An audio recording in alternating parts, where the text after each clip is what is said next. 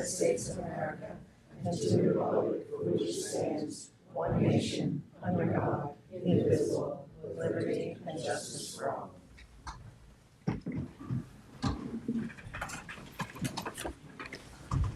Welcome, everyone. Madam Clerk, would you please call the roll? Certainly. Supervisor Moore, Present. Councilwoman McNamara, Present. Councilman Iacili, Present. Councilman Powell, Present. Councilman Martell. Present. All right, thank you. I move to approve the minutes from the regular town board meeting of August 12th, 2025. Second. All in favor? Aye. Madam Clerk, would you please read the communications? Certainly.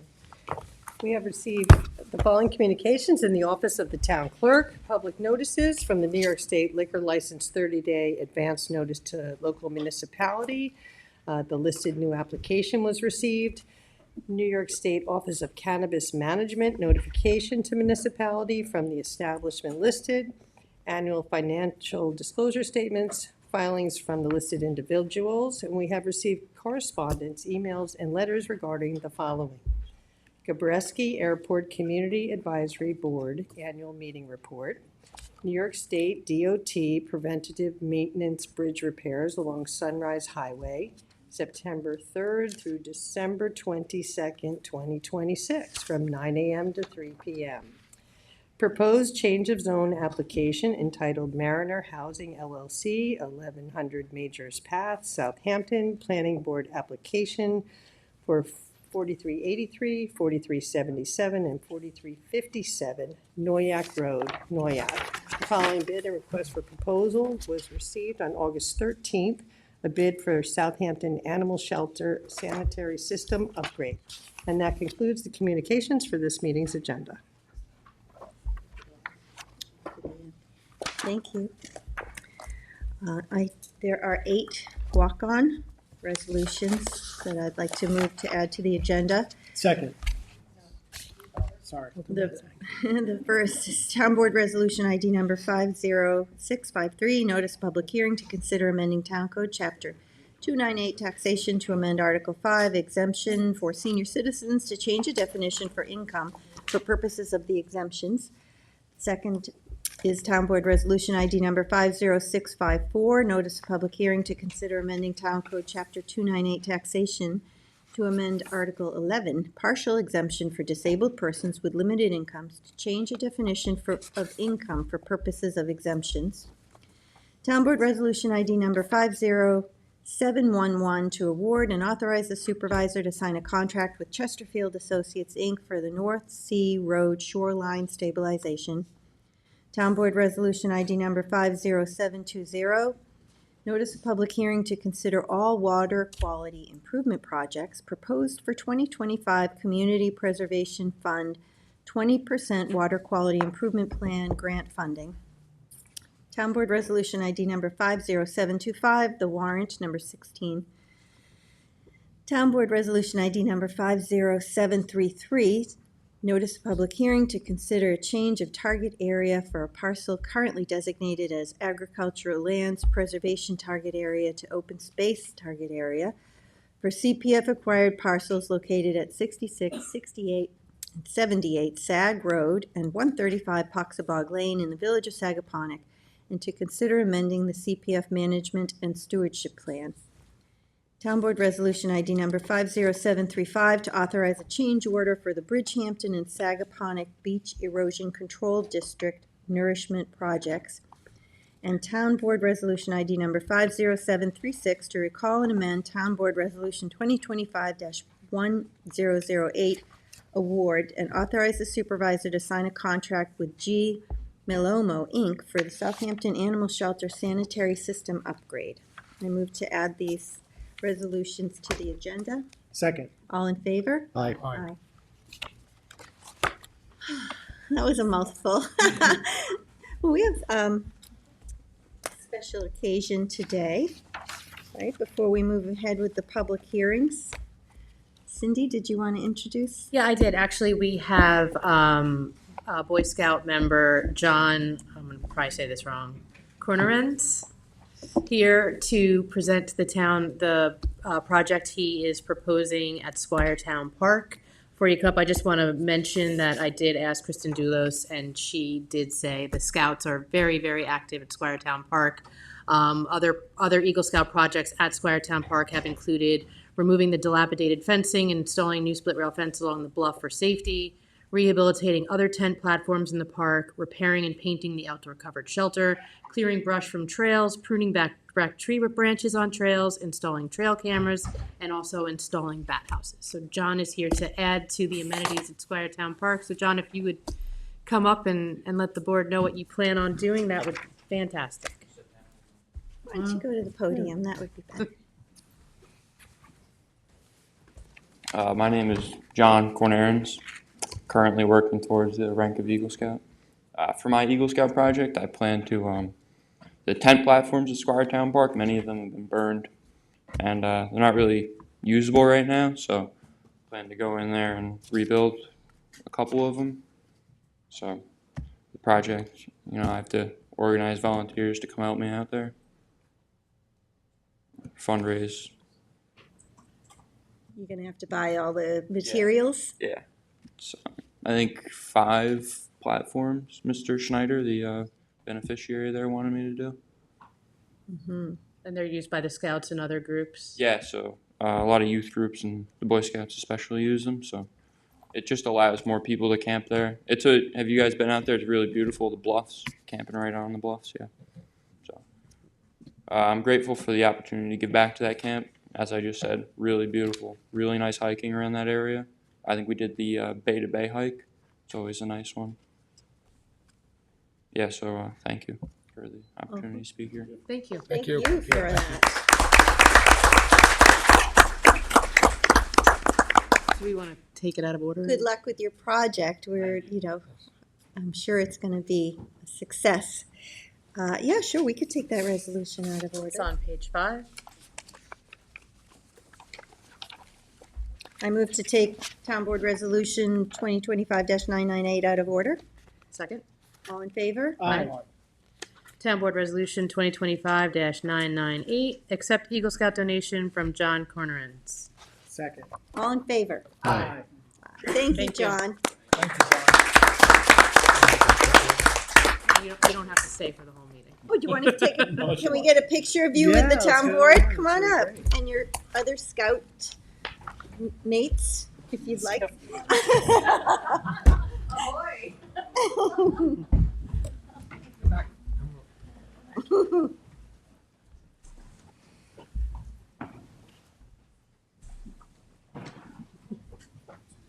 John, when you come down, come to the center. Get you to stall. Oh, okay.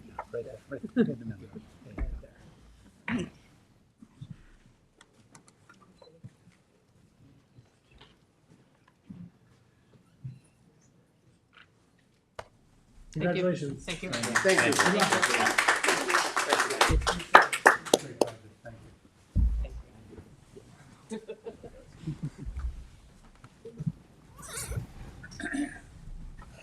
All right, back to.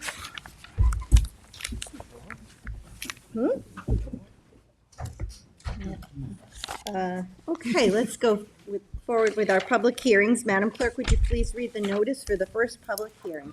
Public hearing number 1, to consider establishing a park district known as the East Quogue Park District in the hamlet of East Quogue.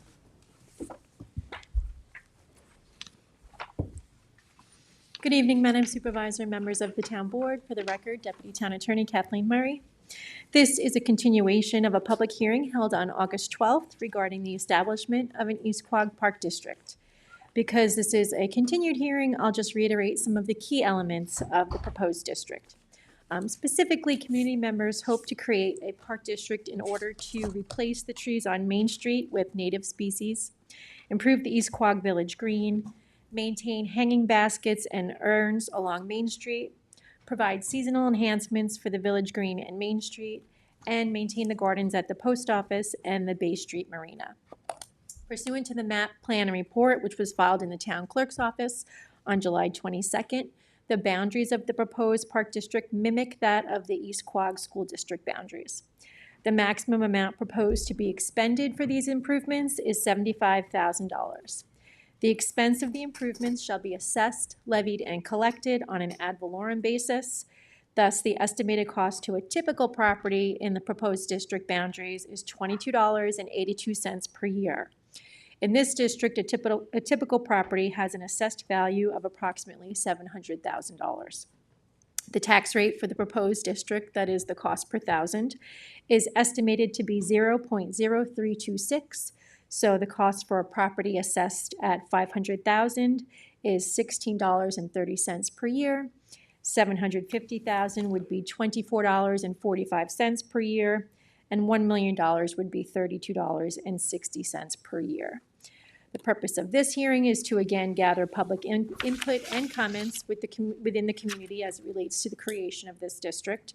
If the board is so inclined, there is a resolution on the agenda later this evening for your consideration establishing the East Quogue Park District.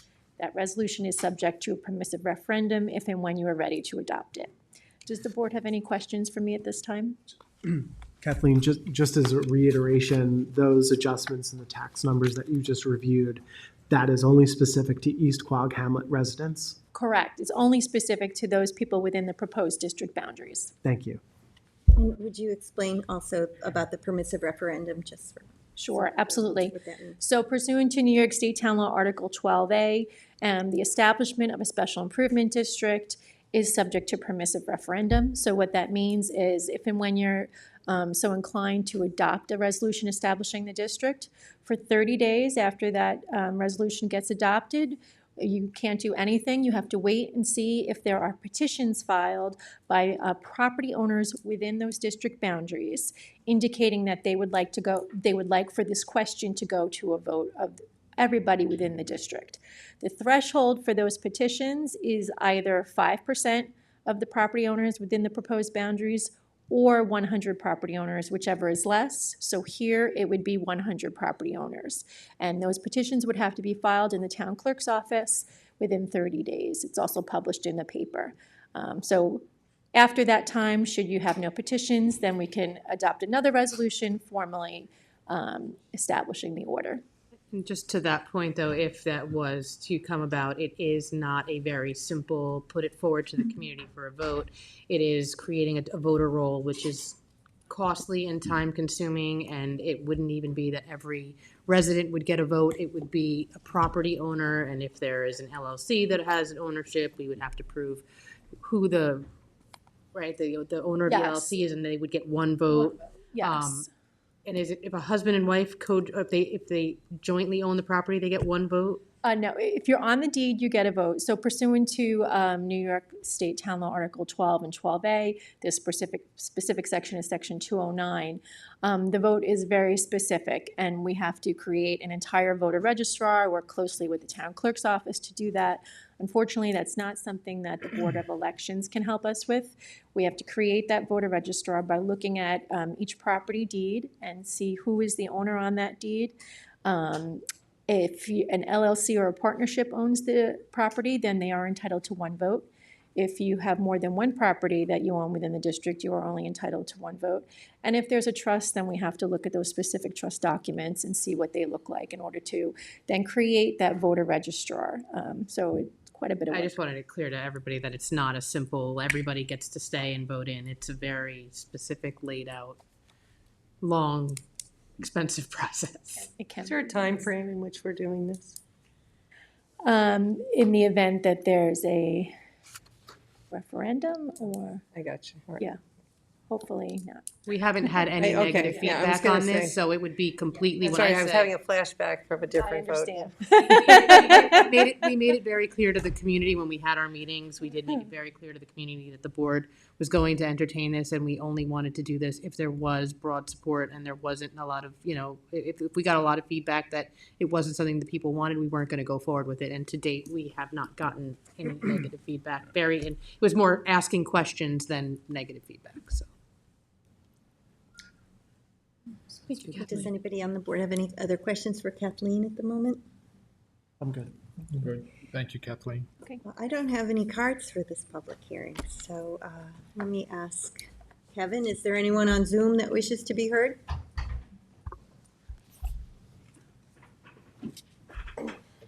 No one on Zoom. Well, we have had several meetings with all of the Hamlet organizations, so if there's no other comments, then I move to close the public hearing. Second. All in favor? Aye. Madam Clerk, would you please read the notice for the second public hearing? Public hearing number 2, to consider the acquisition of a historic preservation and conservation easement on property located at 149 South Country Road in the hamlet of Remsenburg, Spionk, and amend the Community Preservation Project Plan and the CPF Management Stewardship Plan to include said property. Good evening, Madam Supervisor and respective town board members. Daniel McCormick, Assistant Town Attorney, assigned to the Community Preservation Department. CPF is pleased to present hearings number 2 and 3 regarding the same subject matter. That is the proposed purchase of an historical facade restriction in the form of an easement. Hearing number 2 and specifically involves property located at 149 South Country Road in Rensenburg, as owned by Mr. DeSalvo. That property characteristic involves the following. It's on approximately 1.3 acres. It has living space of 2,785 feet. It is zoned residential 40, and the home in question was built circa 1820. If you look at the maps, I will point to those areas. First, the aerial here in the yellow outline is the aerial view of 149 South Country in Remsenburg. And this, in Dan, fact, I just wanted to make sure we gave enough time to Kevin to shift the cameras over. sure. Kevin, can you just move over a little bit with the camera so that, thank you. Okay, go ahead. Sorry, Dan. Thank you for the clarification. So again, the first area is the aerial of the neighborhood in question, and this is the subject property at 149 South Country Road in Remsenburg. This is the actual house and structure that we're asking the town board to consider for the historical facade easement. You will note the front facade as well as the rear facade would be the areas of restriction, including this side. It would exclude the rear area of the house. I also want to note that we've personally viewed this property in question, and the view shed is extremely favorable to the public in being able to see this property as they are traversing the street area of 149 South Country Road. Two other matters that I want to raise at this point. I want to advise you that Julie Green, the town's historian, has graciously made herself available this evening if there are any questions by the town board regarding additional historical perspective. And I also want to advise you that Ed Wisnowski, chair for the Landmarks Board, has also graciously made himself available. I believe he'll be on the Zoom call. Why I say that now at this point is we are presenting this for your consideration. However, this matter has not been formally reviewed by the Landmarks Board regarding a formal designation as a landmark in terms of their recommendation to the town board for approval. That will be taking place at a subsequent date. We have been advised, though, that the Landmarks Board is in general support of this project for that designation, and we also understand with respect to the easement as well. So I did want to make that known to you. At some future date, based on the Landmark Board review, we would possibly be coming back at that point, assuming it's a favorable response, for the actual funding resolution with respect to the purchase. For this particular easement, the actual amount would be $215,000, which is based on appraisal information. Dan, if we were to adopt this before the Landmarks Board gives an opinion, a recommendation on this, does that, and let's say that we adopt this, but the Landmarks Board hypothetically says they don't recommend this, is there any conflict there?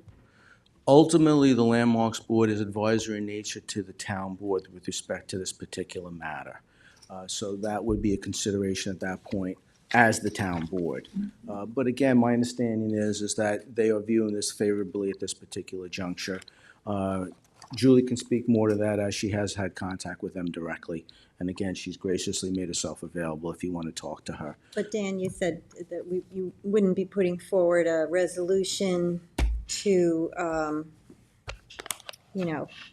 To purchase the allocate actual yeah, easement. to do that until the Landmarks Board has ruled on the. That is ruled on- correct. Is Because it- your ability, just to clarify, Madam Supervisor, your ability to purchase this is based on its historical designation. In effect, we put the cart before the horse because we're presenting this in a public hearing format for your consideration. But the resolution to acquire and purchase that would be subject to formal designation and the recommendation of the Landmarks Board. So we would not proffer that acquisition reso until that time. Does that help? Yes, thank you. Is it, have we ever had a situation where we've done this for just 3 faces of the home and not the entire home? I believe you just said it wouldn't apply to the rear of the home. That's correct, because of the viewshed nature of the property. So the benefit to the public is that from South Country, they can view, I can tell you especially based on my own personal observation when we went out, they can view the front very well, and they can view the side area because of the topography and the way the road curves at that location to be able to actually see front and what would be the southern side of the property. The area over here is blocked by another residence and a tree line at that location. So the easement would cover all 3 sides, not the rear, and principally because you cannot see the rear from any public area on South Country Road. But the town has done Yeah, something similar to this? Because in the last year or 2, I don't remember something like that where it's limited to certain sides of the house. Correct. It's generally limited to the sides that are afforded a view shed by the public.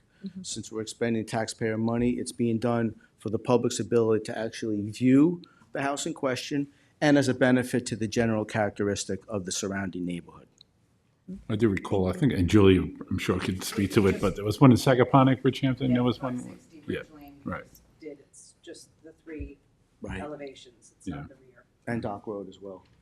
Oh, Dock Road. all right, I must So have we missed that part of it. But we Yes. do have some that go, the entire building is under easement restricted. If the property affords that type of view. So Julie, can you give us some background? It looks very similar to other residences in the area. Can you give us some historical background on it? Would you Thank like you, Julie Dan. to step up? Great. Sure, absolutely. Thank you. You're very welcome.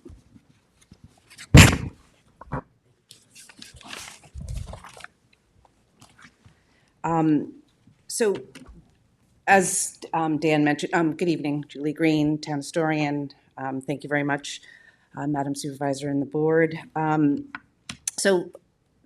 And I just want to go back to the Landmarking Historic District Board. They have already sent in their pending the facade easement being granted, that they will now reaffirm their position, positive position on sending this through to be landmarked to you all. So it fulfills a bunch of different requirements of the Landmarks Board. It's got a special character of historic aesthetic interest and value as part of the cultural, political, economic, and social history of the area, region, state, and nation. So kind of the family that lived here, the Tuttle family, built the house in about 1820. It's been updated and restored and renovated along the way over its last 205 years or so. It's identified with historic personage, which is criteria B. The ownership of Willis B. Tuttle, who's a well-known correspondent for the Brooklyn Daily Eagle, the Riverhead News Review, and I want to just put a little specific thing that's personal to me is that he had a column in the newspaper in the County Review called Spionk and Remsenburg, and through the 50s and 60s, and it's something that I searched through all the newspaper databases, and it's wonderful to have this gentleman who lived in this home, he was the last Tuttle owner, to have his perspective on the history of his area that he lived in, and his family has an enormous amount of history. So I benefit from this gentleman's work. I like the houses are wonderful, the historic nature of them, the architecture is beautiful. This is a wonderful house at the turn, at the bend in the road at South Country Road. But it's also, for me, it's also about the people that live there, the personages, the people that, the home is not a home without the family and the people that live there that stewarded it for all these years. So it's really important that that we recognize that as well, especially given his nature as a correspondent. He wrote for all the newspapers, local newspapers out here. And it also embodies distinguishing characteristics of an architectural type. This is a distinctive side gable colonial revival style dwelling that retains much of its historic building fabric and has an exterior appearance that remained relatively unchanged in the last 50 years.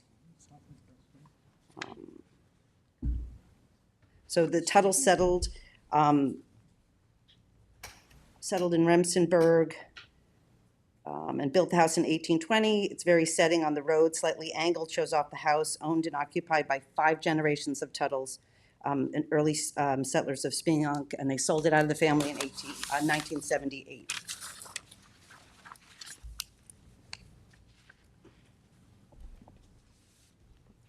And it should just be noted that the residence is visible from the public right-of-ways, which is part of why we put a historic facade easement, is what the public can see.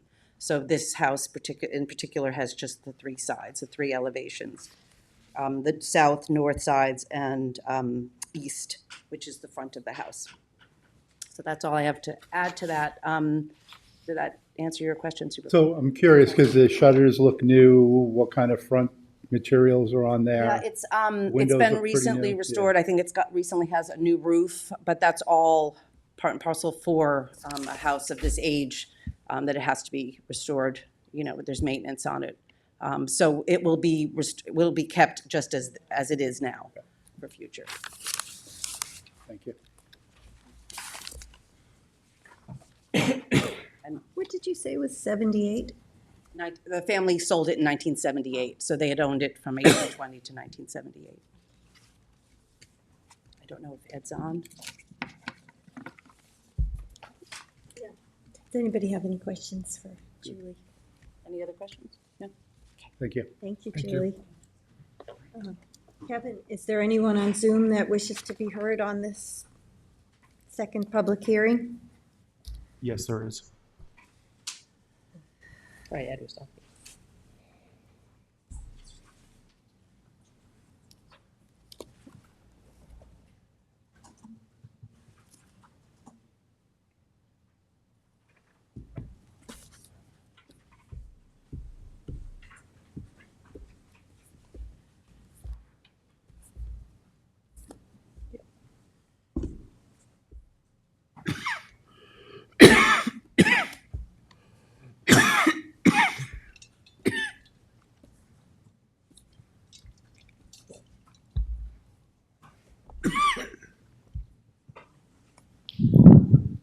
Hi, Ed. Good evening, Supervisor and members of the Town Board and Town Clerk Shermeyer. I want to speak in support of the acquisition of a historic easement on this property. Just for some little context, the Landmarks Board originally became engaged on this property with an application being filed in October of 2020.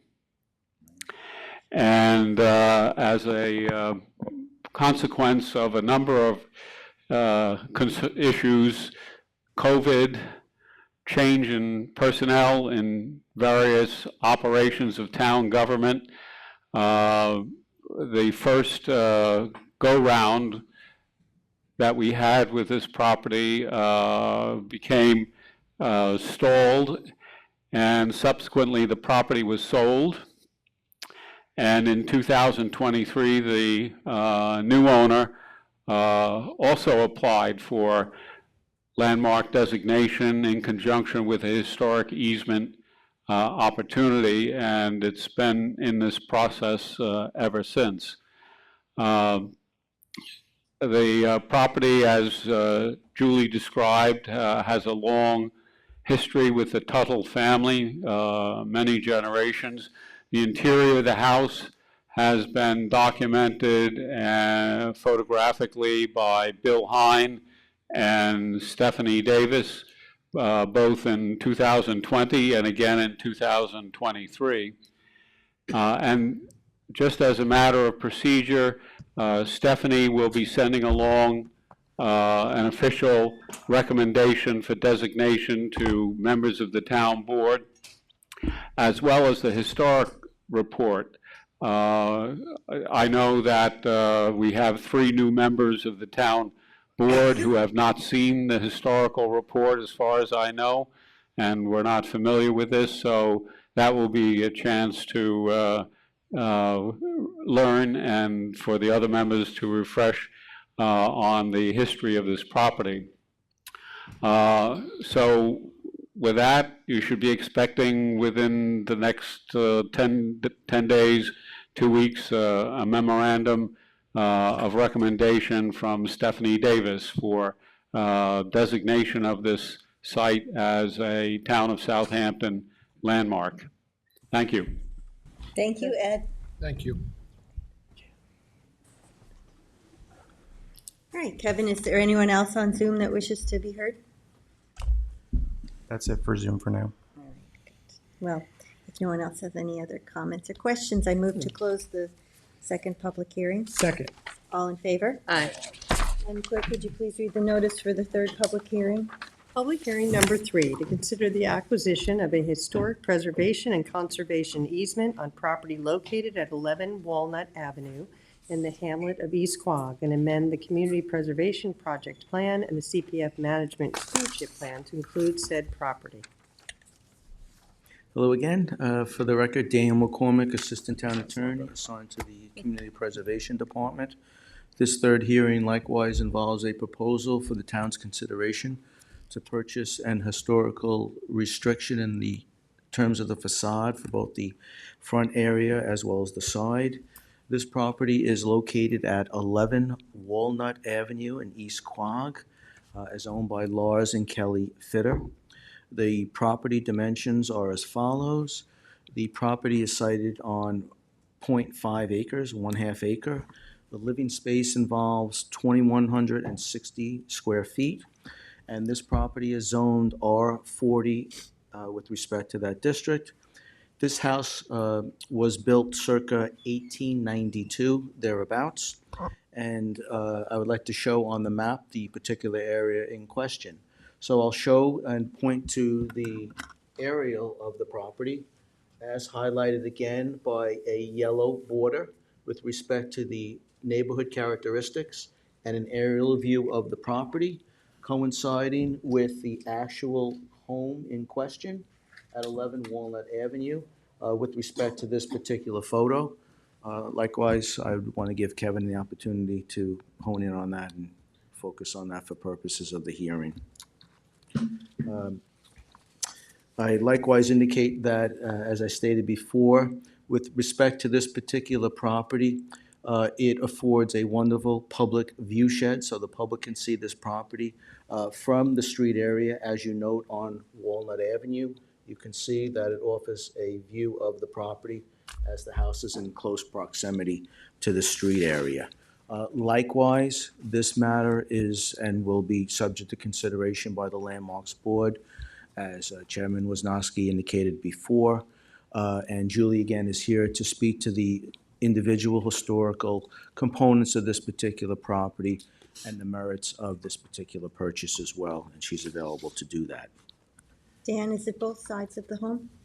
Yes, it is technically all 3 sides, front and the side view, as you can see from that street perspective. That is correct. Yeah, and we, for purposes of the legal components, we do define the building exterior as related to the facade, the exterior portions of the house. So there is language in the actual easement that speaks to that as well. Mm-hmm. So in both instances, the homeowner could add on to the back of the home. That's not restricted. That's correct. Just not the front and the sides. But that's a good point. They can add to the back. They can modify, subject to obviously building department and planning board approval if necessary, but they cannot derogate from the purposes of the easement with respect to the historical facade. So for example, they can't build something that is so out of character in the back of the house as attached that would derogate from the actual historical perspective of the home at that particular Does the point. same go for the former? That is correct. Yes, and that's standard language that we utilize in the easement as a form. That is correct. Somehow the building That would be department included. becomes aware of that if in the future, years later, an application comes in for something in the rear, that would show up in the town's records for the building department to be aware. That's correct. That's my understanding, especially through the GIS system, which has notations to that effect. We would require a certificate of appropriateness, so the landmarks board would be, if anything was to go into the building department about this house, it would be flagged, and then the land would be referred to the landmarks board for, new steps on the front porch. Anything would go through the landmarks board for a certificate of appropriateness. Okay. I also note that the proposed purchase price is $116,000 with respect to this restriction as well. But again, subject to landmarks review and recommendation to this town board for formal approval. Thank you, Dan. You're welcome. Julie, did you want to tell us anything about this particular home? So recently, we had some trouble defining exactly when it was built, and we recently found some newspaper articles, which I like to go to, thank you, showing that this house was built, actually, the property was bought in 1891, and the house was probably built quickly thereafter. It's a lovely farmhouse vernacular. It just kind of fits the bill, and it was built by Herman Ellsworth. Oh my gosh, I just lost his last name. Terrell, who the Terrell family were a big builder family in East Quogue. They built many of the homes, summer cottages in Quogue. Herman was the son of Richard Schuyler Terrell, and they ran the bathing stations, which was just to the west of the Tiana Life Saving Station. Those buildings were all destroyed during the hurricane of 1938. But the Terrell family was very active in Southampton civic things. Herman, who built this house, was the seventh man on the Southampton life-saving crew. So it's he was called the winter man. They hired an extra man to come on board during the winter. So these are all things that we're learning about for the museum at the Tiana Life Saving Station. And I also want to note that the second owner was B. Irving Downs. And he was born and bred in East Quogue, and for 8 years he served as the Southampton tax assessor and receiver. It was all one position at the time. So he died in 1949. So there's just the people that live there that are important to note as well. But it's a beautiful house, beautiful farmhouse. Mr. Terrell, who built the house, was a stonemason, so he probably did all the stone foundation work for many of the houses that are in East Quogue. The family were big builders, as I mentioned. So it's a wonderful house. Thank you. Have the Terrell River in the Bridges area as well. Oh, there is? Yeah. Oh. And it's county park, Terrell River County Park. Kevin, is there anyone on Zoom for this public hearing? Yes, there is.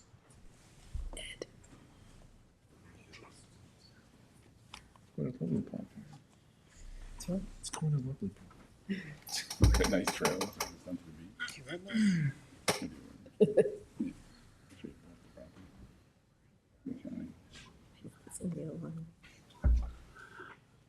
Hello, Ed. Hello again. I should have killed two birds with one stone before.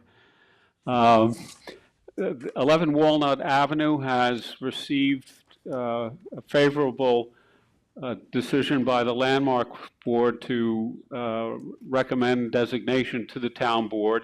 This originally came up to the Landmarks Board in July 2023, and so it predates the service of some present members of the town board.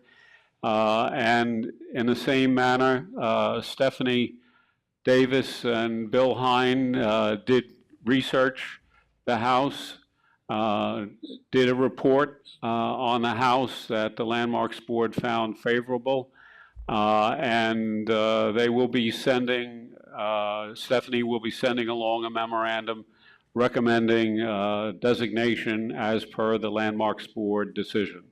and that should be within the next 2 weeks. Very good, thank you. Thank you very much. Does anyone have any other questions about this one? Then I move to close the public hearing. Second. Oh, wait, is anyone else on Zoom, Kevin? Sorry. No one else is on Zoom. All in favor? Aye. Madam Clerk, would you please read the fourth and final notice for the public hearing? Public hearing number 4, to accept a deed of residual fee from Blair K's Gaza for a property to be maintained as open space located at West Hampton, Suffolk County Tax Map number 900-333-17.1, pursuant to Southampton Town Code 244-4, obtaining a development right certificate, and 247 General Municipal Law of the State of New York. Good evening, Madam Supervisor and Town Board and Town Clerk. For the record, I'm David Wilcox, Town Planning Director. And Cindy, I believe you have a map for the board handout there. Okay. Thank you. We stamped them, thank you.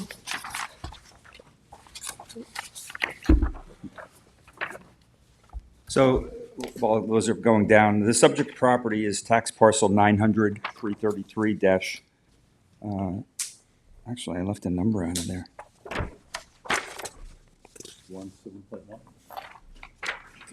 900? It's probably 900-333-17.1.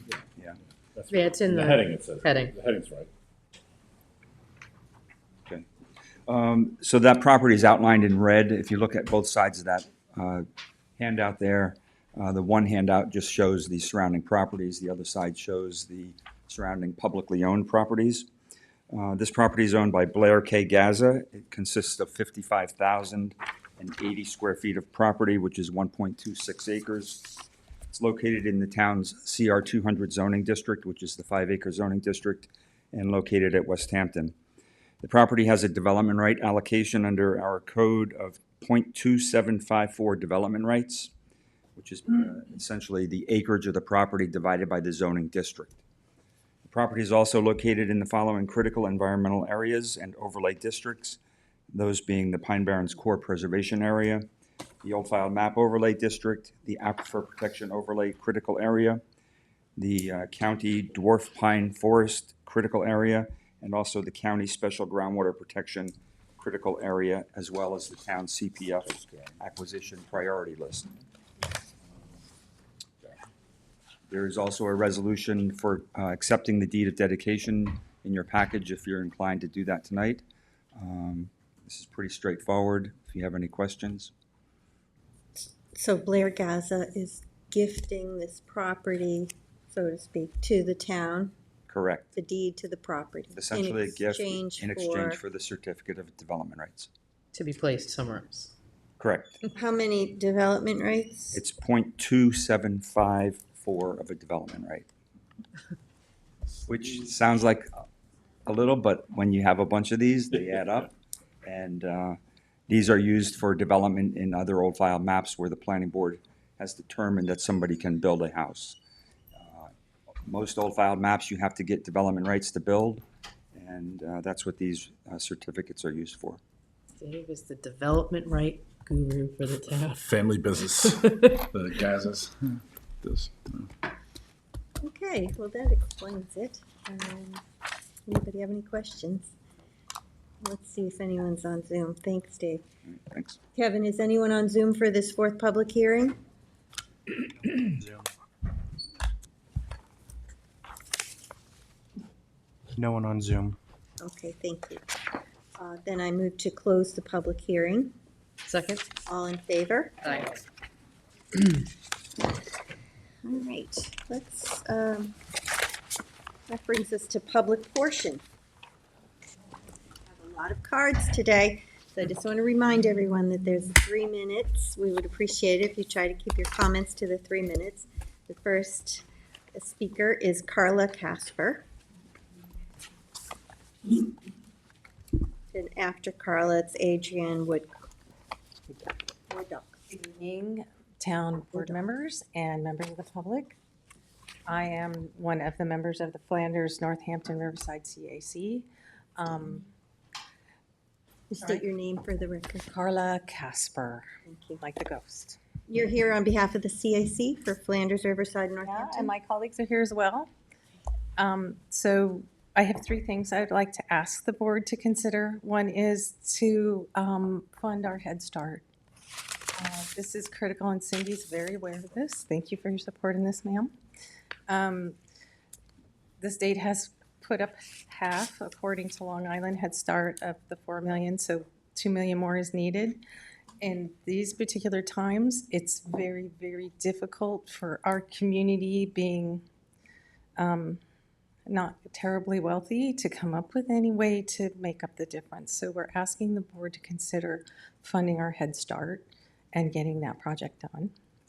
The second thing that I'd like to talk to you about is again, not unknown, but the development, affordable housing that is proposed for Riverside. In talking to the Watermill CIC, they seem to feel that we should be asking for the Community Housing Fund to come to one of our CIC meetings and have Kara talk to us and the developer talk to us so that we can be assured that our low-income residents are getting the housing they need.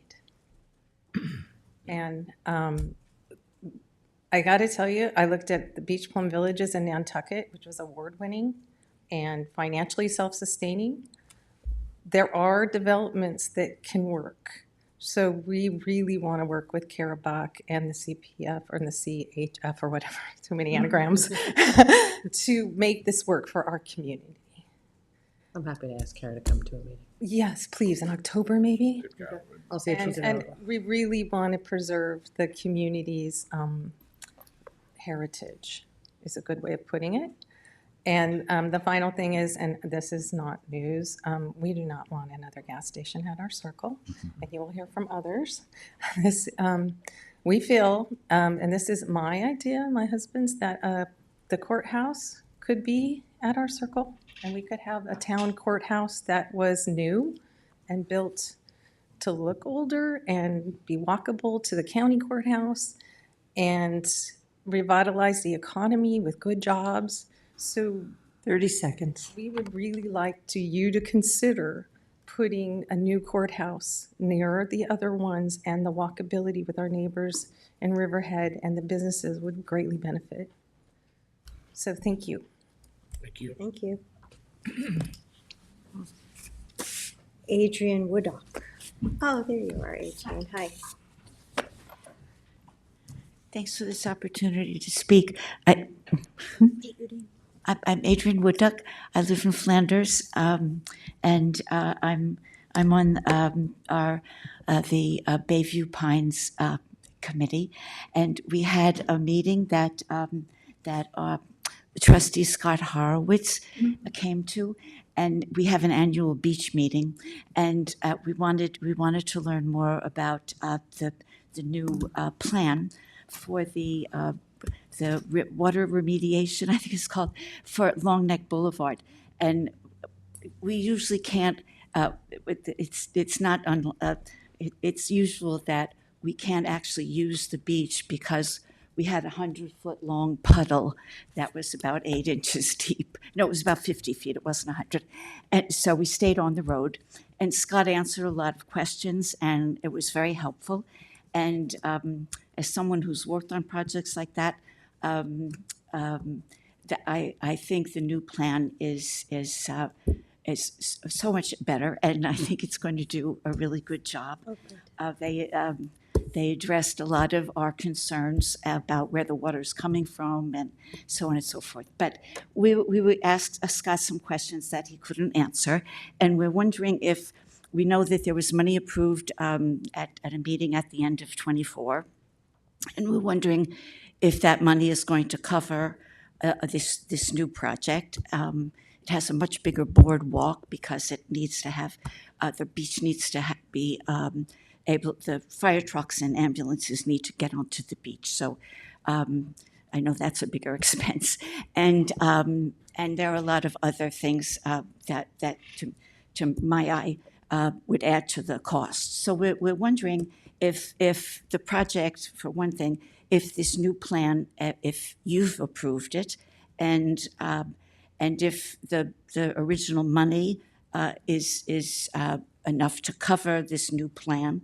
And if it's not, we're wondering, how long will it take to keep the project going forward? And is there any plan for a start date, or we just want, what are the logistics of getting this I can new get you the plan? stop date on it, and if there's not enough money in the grant from the water quality, we can go back and reapply for more. If there isn't? Yes. Yes, We won't know exactly We until won't it goes know. out to That's the bid. thing. Do you happen to know when it's going out to bid? No, but we can find out. Okay, you'll let us know when it'll be going out to bid? Yeah, I'll let you know, and either like someone in your group or I'll tell Rick. Yeah, so Bill is liaison to Highway now. My understanding is that it's fully funded, that it was a water quality project. It's similar to the one they did on Cobb and Watermill. Came out really nice there. I'm hoping it's even better for you guys. Right. Just keep in mind that it is a drainage project and not a coastal resiliency project. Right. So when we have these bad hurricanes, you're still going to get the flooding on the road. But I think in general, this plan's going to help tremendously on the end of Long Neck Boulevard. Well, I think it's going to help the flooding because of the way they're going to grade it, and it has a lot of in the plan now that addresses that, and so that we're very pleased with that. I think the last minute, with the trustees weighing in on it, I think made a big difference, the availability of their property there. Right. And the fact that between Highway and trustees, they put together a final plan, I think was a big help. Yes. And it was great to Kudos get to- input from your community members. Yes, on we- the original plan. So Yes. look how it evolved, and everybody's. And we're much very happier happy with it that that our concerns were so well addressed. And so is there any guesstimate of when it might actually start being construction? We'll find out. I'll find out in the next week or so and let Rick know, and then he'll let you know. Okay, thank you so much. Thank you. Thank you, Adrian. Justin Boudreau.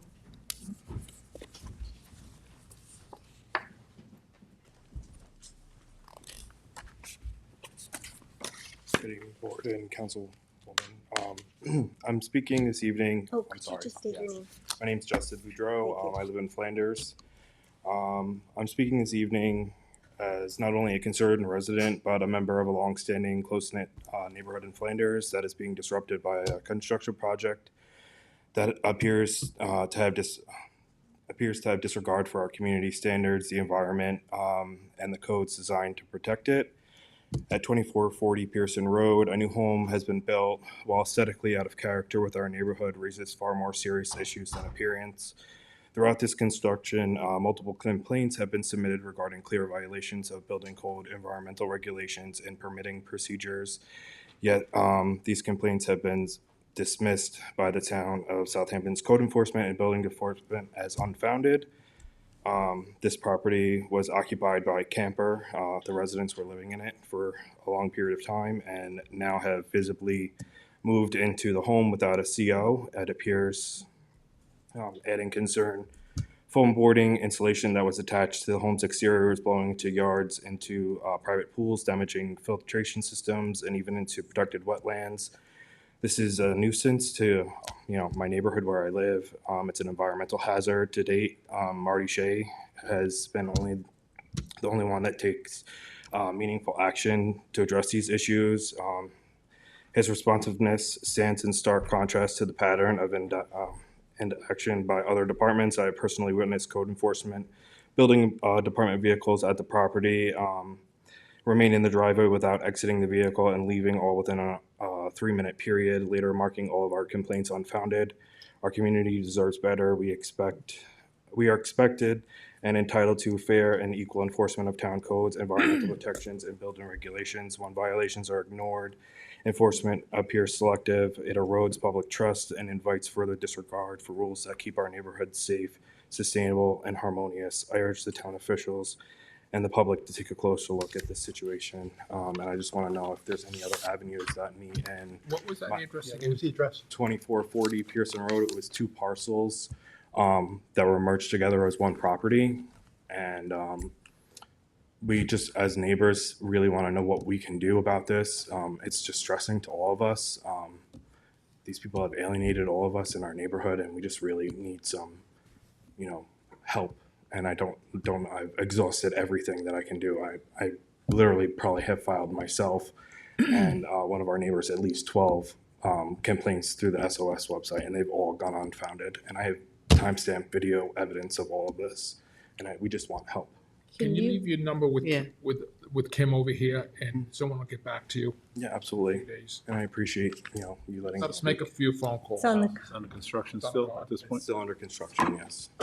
Thank you. Oh, my information is on there. Okay. Thank you so much. Thank you. Thank you for coming in and letting us know. We'll look into it for sure. Kathy Cruel.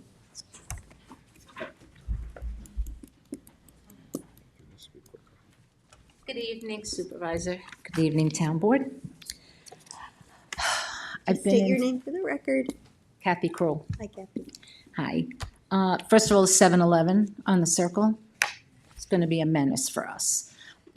We still have homeless and addicted people. Now they took over the bus stop because they broke out the windows. So when they do their laundry in the water behind McDonald's, they can hang their clothes over it. So that's hanging there a lot.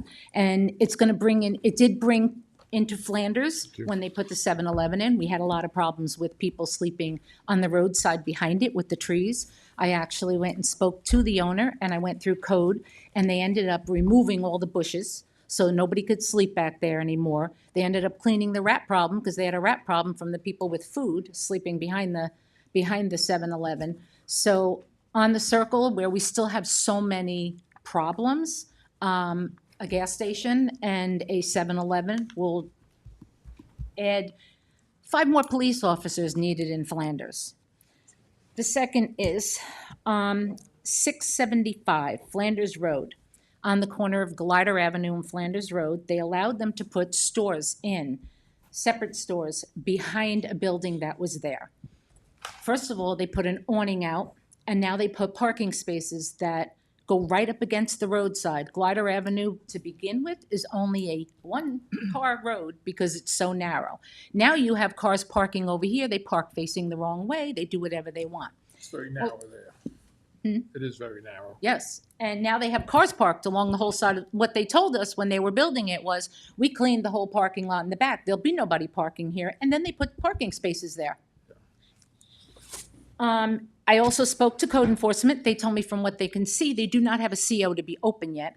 So surprise to me when I drove by and there's those big wavy signs going in a circle saying that they sell cannabis and CBD, and they're getting their liquor license and will be selling alcohol soon. And someone called me today in a frantic state because they went in there and they're selling knives, all different knives. Now, I don't know if there's an age that you have to be to buy these. I don't even think they have a CO to be open yet. But all of a sudden, now here's the business. Here's a deli. Here's the community center, the senior center with youth bureau in it. Next to it is a church. Can they build these things that close? And did they just open on their own and hope nobody noticed? They went there and the signs were moved from facing the building, the right side. They moved them across the street on town property on Glider Avenue. 30 seconds. So I'm hoping that someone can help me. I know that phone calls were made earlier today to the building department because they looked up the paperwork and said that they did not find a CO, that they're not supposed to be open yet.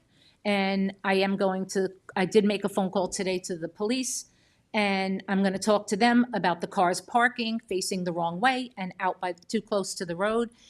People walk to the deli from Glider Avenue. There's no place for them to walk now because there's a car parked at the edge of the road.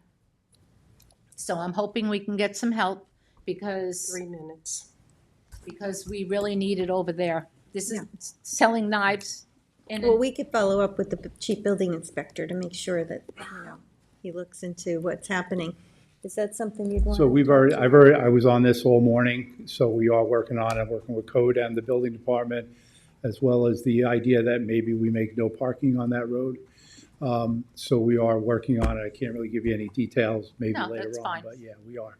Oh, Okay. good. Code enforcement did also bring in the building department on it as well. Yes, Yeah. he sent them a email while I was on the phone with him. But I mean, selling knives? Yeah, no, I mean, it will, if And- like, we'll contact with it, we'll speak with our town attorneys, and if we need to elevate this to PD, we will, I mean, it's. Yeah, I It's a tried hell to of- call today, but I didn't get a phone call back. The sign outside is beer and gifts, so if the knives are a hell of a great gift, Well, their sign that was by the road said 24. cannabis and a thing that swirled, and the other one said CBDs and it swirled. I didn't see those, but They moved them. Now they were over there today. have those. So Well, they can't be selling cannabis. they are. That's what it said. That's They what the can't sign- have the signs either, so that's Sign another, was that's out another there. violation. Well, that's how I started with code. Well, isn't the sign illegal? And Yeah. he said, yes. I said, can we start there?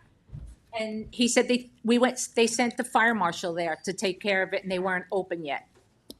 So, but someone else called me and said, they have knives, every knife you can imagine, they're selling from there. So I may take a walk in there tomorrow. Thank you. Just don't buy any knives. Yeah. Maybe one last Hmm. three. Well, I'm glad you're on, Rick. Working on it. Thank you. Okay. Barbara Swislowski. Babs. Good evening, everyone. My name is Barbara Swislowski. I'm from Flanders, and I am the chairperson for the Northampton Riverside Flanders CAC. I'd like to talk to you about the 7-Eleven. I know it's going back in front of the ZBA, I guess it is, on Thursday. And I know amended plans were approved by the planning board, and I know you guys approved it. But Well, did, We didn't We approve didn't it. approve it. I We thought don't you had get that. approved It it. just Okay. went to the planning did board. anybody actually take a look at any of the emails or notes and messages that were left from before your term regarding this 7-Eleven and before it was even built? Well, I know that the Everybody planning emailed and board's had called. it in front of them for a long time and that they went back and forth with a lot of, reducing the number of pumps and different things. Yeah, that I know, they reduced it. Review. Okay, but they're putting up a 7-Eleven within 2.5 miles. There's going to be 3. I mean, we already have the one in Flanders, which we finally got rid of the drunk sleeping behind the bushes, and then the one on Main Street, and they both have cameras set up for some reason. I don't know, maybe they have a problem with theft or I don't know what, vagrancy, any of it. But anyway, I do agree something other than that lovely building that's there needs to be put there. But a convenience store almost 3 times the size of my house is like kind of large. I'm sorry.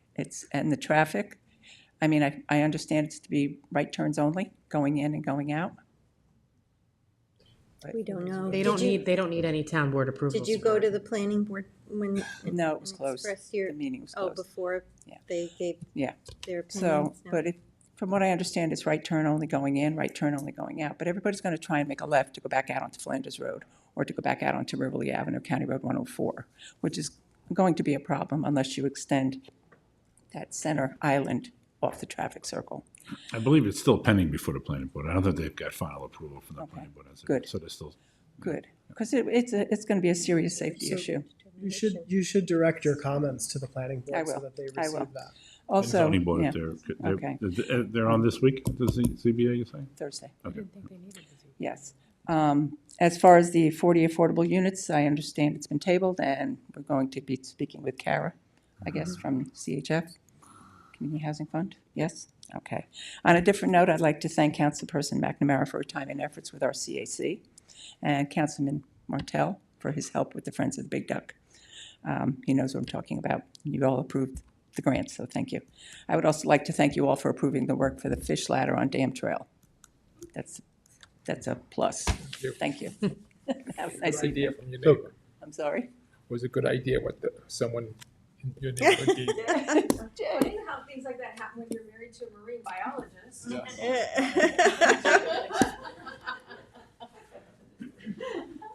Well, thank you, Barbara.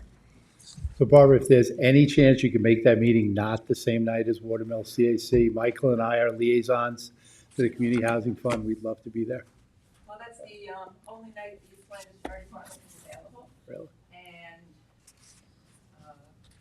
want to have to get into the town with the community center. Okay. What's the date? Yeah. What's the date? Next meeting is what? So I'm going to speak out of turn, Carmen Casper again. I met with the head of the Watermill CAC today. We would like to have a joint meeting, work session with you, specific on the traffic for both of the hamlets. So we are trying to coordinate with the other CACs to lessen the burden on the board of having to individually meet with us. So we would really like to have a combined meeting with the Watermill CAC specific to traffic. And Rachel and I had that chat today. So we really are trying to coordinate with the other CACs for your time. In November. Yeah, we can do that. I mean, I don't know, geographically. Might be able to just make that a Zoom situation. meeting. Michael, what do you think? I mean, It's not. the issues on 24 are Different. drastically different from the Watermill corridor. We're both in the situation where we're trying to solve very, very frozen traffic circles for us, and they are being asked to consider one. We have a lot of concerns, both CACs, about the traffic circles in particular, and it really needs to be looked at for both hamlets. So we would be happy to meet here for work session. I'm sure they would too, because we just feel that these traffic circles are not sufficient to the need, and when there's continued growth, it's going to get worse. So there we is don't some- have solutions yeah. yet, but we want to meet as both hamlets to talk to you specifically about traffic circles. So And there is consideration in Hampton Bays for a couple of traffic circles too. It's not just your area. of great, Watermill let's have them and come so on. too. And I think Michael has already petitioned the state to look into roundabouts in Watermill. You know, we're waiting for that study to come out. And this doesn't need to be done right away, but we're just trying to coordinate with the other CACs for your behalf. Makes sense. I mean, you have a circle, they don't want a circle, or they want to know what a circle does. And as somebody who waits on that circle Yeah, several we're times all, a week. unfortunately, ours is in a situation where it's frozen when the light in Riverhead is red. So so it's great that you've all established a CAC, and I think through that channel, you should work with your liaisons to coordinate. And I'm happy to try to get our engineer, to try to get our highway department to come out to talk to the members of the community. I mean, that's the whole role and function of a CAC. Because a CAC is not a civic group that's private. You are a part of the town. So Agreed. your role is to collaborate with the town board. So your liaisons are your avenue to finding folks like Charlie, our highway department, the supervisor, to come and meet with all of you, and we'd be happy to set something up. However you want to do it, all CACs meeting to get to solutions. happy to is work what with we- Rick and Yeah, we Rachel just and- want to get to solutions because we continue as a town to talk about development and growth, but there's a physical limitation right now with these circles. And some kind of solutions need to be brought up, and usually the communities can come up with pretty good ideas. So we're just throwing it out there saying we want to collaborate however we can with the other CACs, because this is a big issue for people even getting to work on time. Be happy to try it. Okay, thank you. Okay, thank you. Lucas Bomalis? Then you can make Rick, and then you can make both meetings.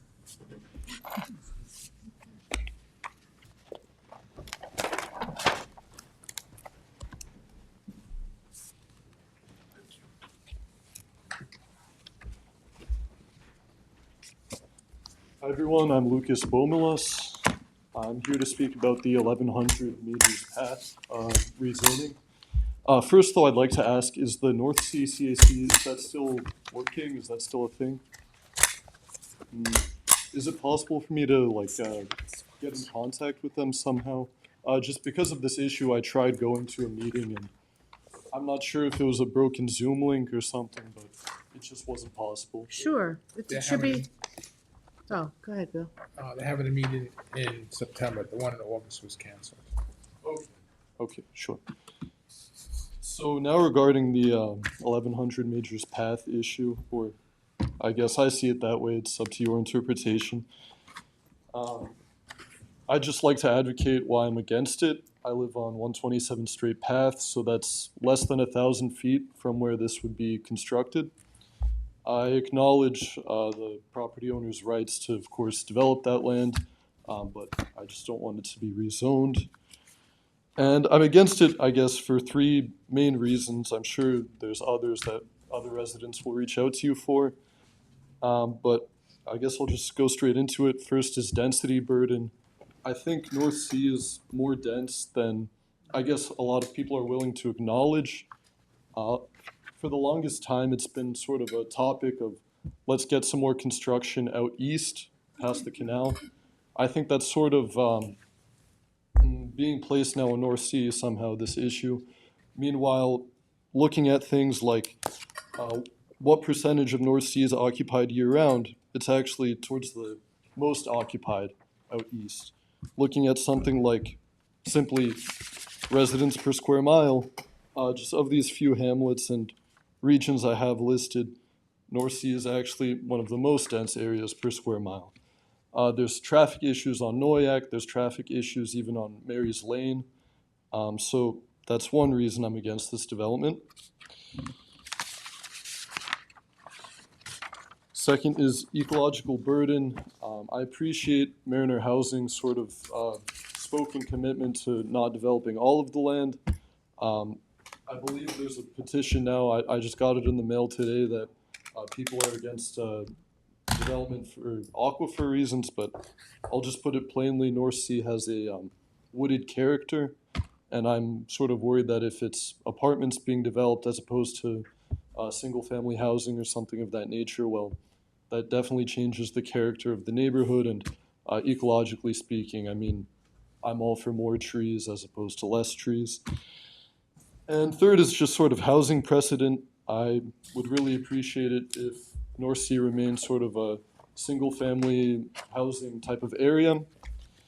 I think that it sort of would result in more commitment of residents to be committed towards long-term health of their community if they were buying homes. Obviously, we can't all do that. I mean, I'm young.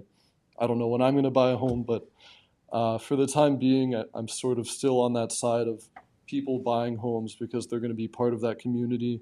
Whereas, of course, people should be entitled to affordable housing, but 30 seconds. I just think that for my community, what I'd really like to see is just long-term commitment. Thank you for listening. That's all. Thank you, Lucas. Thank you. Carol McNeil.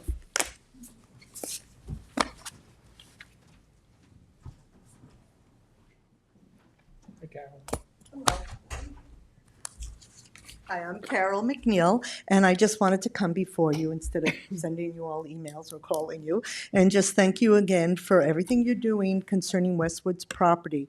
I appreciate all the time, the resources, the money that you're doing, and I ask that you continue it in lieu of things that have been occurring with the nation and the media that is saying things that just aren't true all the time. That it really disturbs me, makes me feel very uneasy that there's something else going on.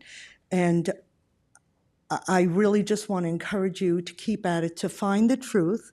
And statements like, well, you know, eventually they can just do whatever they want if they get it. No, that's not true.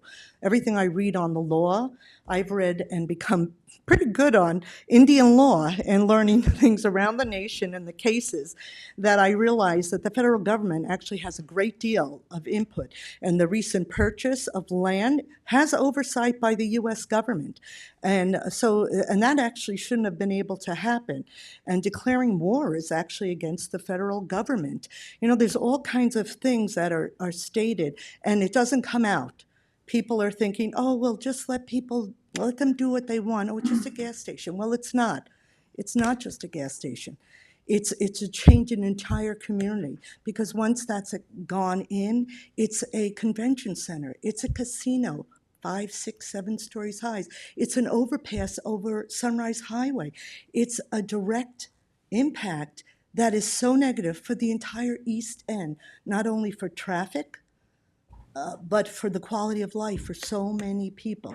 And I think that needs to come out more, that people are truly aware of what is occurring and can occur as a result of what happens with this property. I know I'm directly affected, but there are a lot of people who really still aren't aware of the facts on this.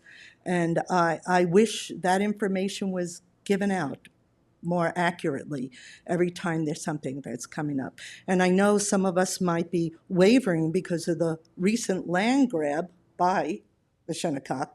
That's very disturbing.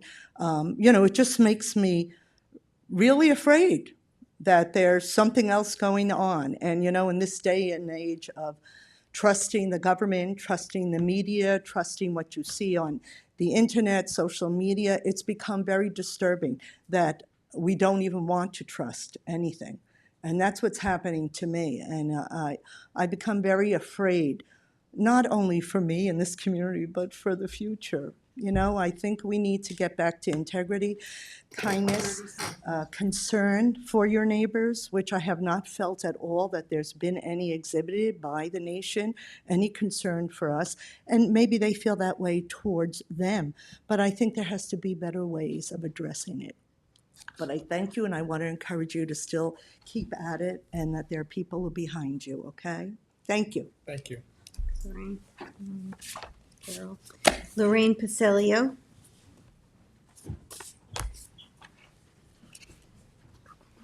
Good evening, everybody. Lorraine Pasilio, 23 Nash Avenue in Flanders. There's two things mostly. I know I wrote down three, but I cut one out to save you guys. Speak about whatever you want. The 40-unit housing proposal on a 1-acre lot. First of all, we don't need any affordable housing west of the canal. We need it east of the canal. We need open space in our area. This is what the taxpayers approved over 25 years ago, and we need the town to uphold and to use that money to preserve all the space we have, every little corner. Has anybody ever driven past this property during rush hour to see what kind of increase in traffic that it would cause? Even at 11 a.m., there is traffic backed up from that circle down Route 24. Has anybody contacted the Riverhead School District to determine how many children they can absorb? I hear the Riverhead schools are already overcrowded. What is the cost to the hamlets of Flanders, Riverside, and Northampton as additional school taxes? We already pay the highest school taxes in the town of Southampton. And how many parking spaces are these 40 units going to require? Is the town still considering adding the 4,000 rental units pursuant to the Riverside Rediscovered project? Don't you think we have enough traffic along this corridor and at this dysfunctional circle?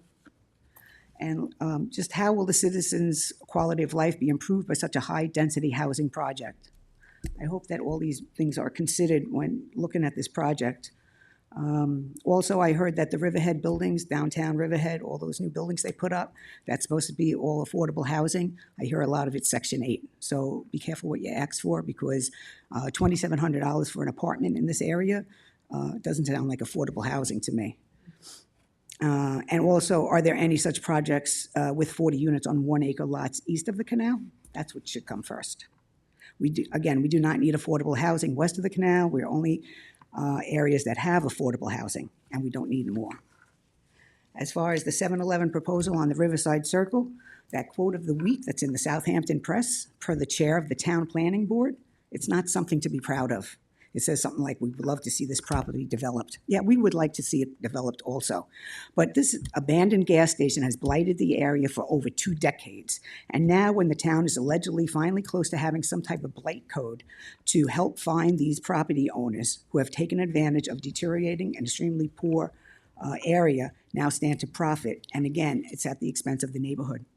Quote this Southampton Press, "We the people do not want or need another 7-Eleven or a gas station in our hamlets. There are already 2 7-Elevens within a 2-mile radius, and this one would make it the third. And though there are already 5 gas stations along the Route 24 Flanders Road corridor, and we don't need a 6th. My vision around this circle is not gas station, 7-Eleven, large apartment housing building.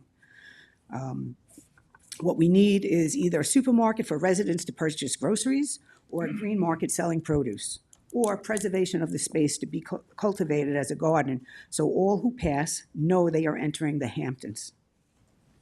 Now, I understand that the 7-Eleven gas station is on the Thursday's planning committee. Are we allowed to voice our opposition to this at their meeting? Is it a work session, Jim? No. It's Is it planning planning board or zoning board? Public hearing. If it's a public hearing, you absolutely can, you should be there. It says, you know, on the announcement, it says it's a public hearing. And then in parentheses, it says, but we will not be able to get any comments from the public. Oh, what?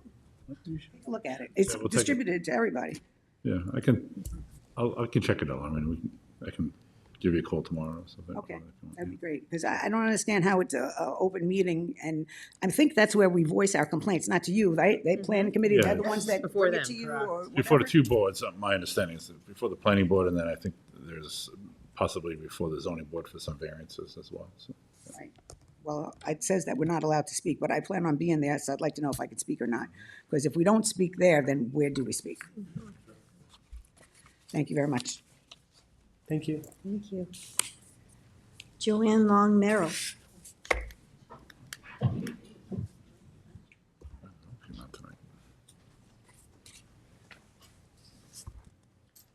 Good evening, Supervisor and the board. My name is Joanne Long Merrill. I live at 42 Oaks Avenue. My family has resided there since 1959. I would like to thank the town board, including its former councilperson and current assemblyman, Tommy John, for helping us with our flooding problem, as well as Rick, who's been down there as well. We have been recently, with Lorraine as our president, got the trustees down to view our puddle, which is a flood zone. I went through it one time with my Prius and was scared I was going to stall right in the middle of it. And that's just trying to get to the beach. But I'm asking the current board to continue helping us with this problem. I know we have construction that we will hear from Mr. Pell as to when the estimates will go out, because we won't know anything until those estimates are out and about and what the schedule is. We recently had this meeting, and I also am asking that we continue. When I was a child, many years ago, we had a jetty that was on the canal side, west side of the Royal Avenue Canal. And that jetty seemed to have just disintegrated. And it was not a large jetty, okay, by any means. That jetty was privately owned, and it was made out of wood. No, it was rocks, because we all would stand on it and we would swim off it. So it was all Must be thinking rocks. the next one over. Yeah, by us, by Bayview Pines, okay? So it was Bayview Pines, right off that property line of the person who has a home there. So we had that jetty there, which could help us supporting the erosion of our beach, my thinking. I'm not, an environmental engineer of any means. But also, if we could take spoils from other town jobs, which I know we have to go through the trustees, but also the town board has to approve of them, to put those spoils of other sand beach projects onto our beach, especially on the eastern end of our beach, which is disintegrating as well. One of the problems we've had is losing the beach if you've walked down there. I know Tommy John did with me. But also on Goose Creek Island, I've asked the trustees this. I've asked this for probably 10 years, maybe more. If we can get sand onto Goose Creek Island, which is right in Goose Creek, we can take the spoils and build that up again, because I have photos of it.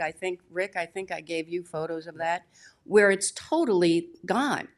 We get flooding down Pine and Oaks Avenue that we've lost 3 cars already down Oaks Avenue because of the instant flooding, and you can't get your cars out of there quick enough. So there are things that can be done within the realm of the town board, and perhaps, hopefully, helping the trustees see our way to put the sand onto these areas. We need your continued support. And as far as anything else goes, I didn't hear my time's up yet.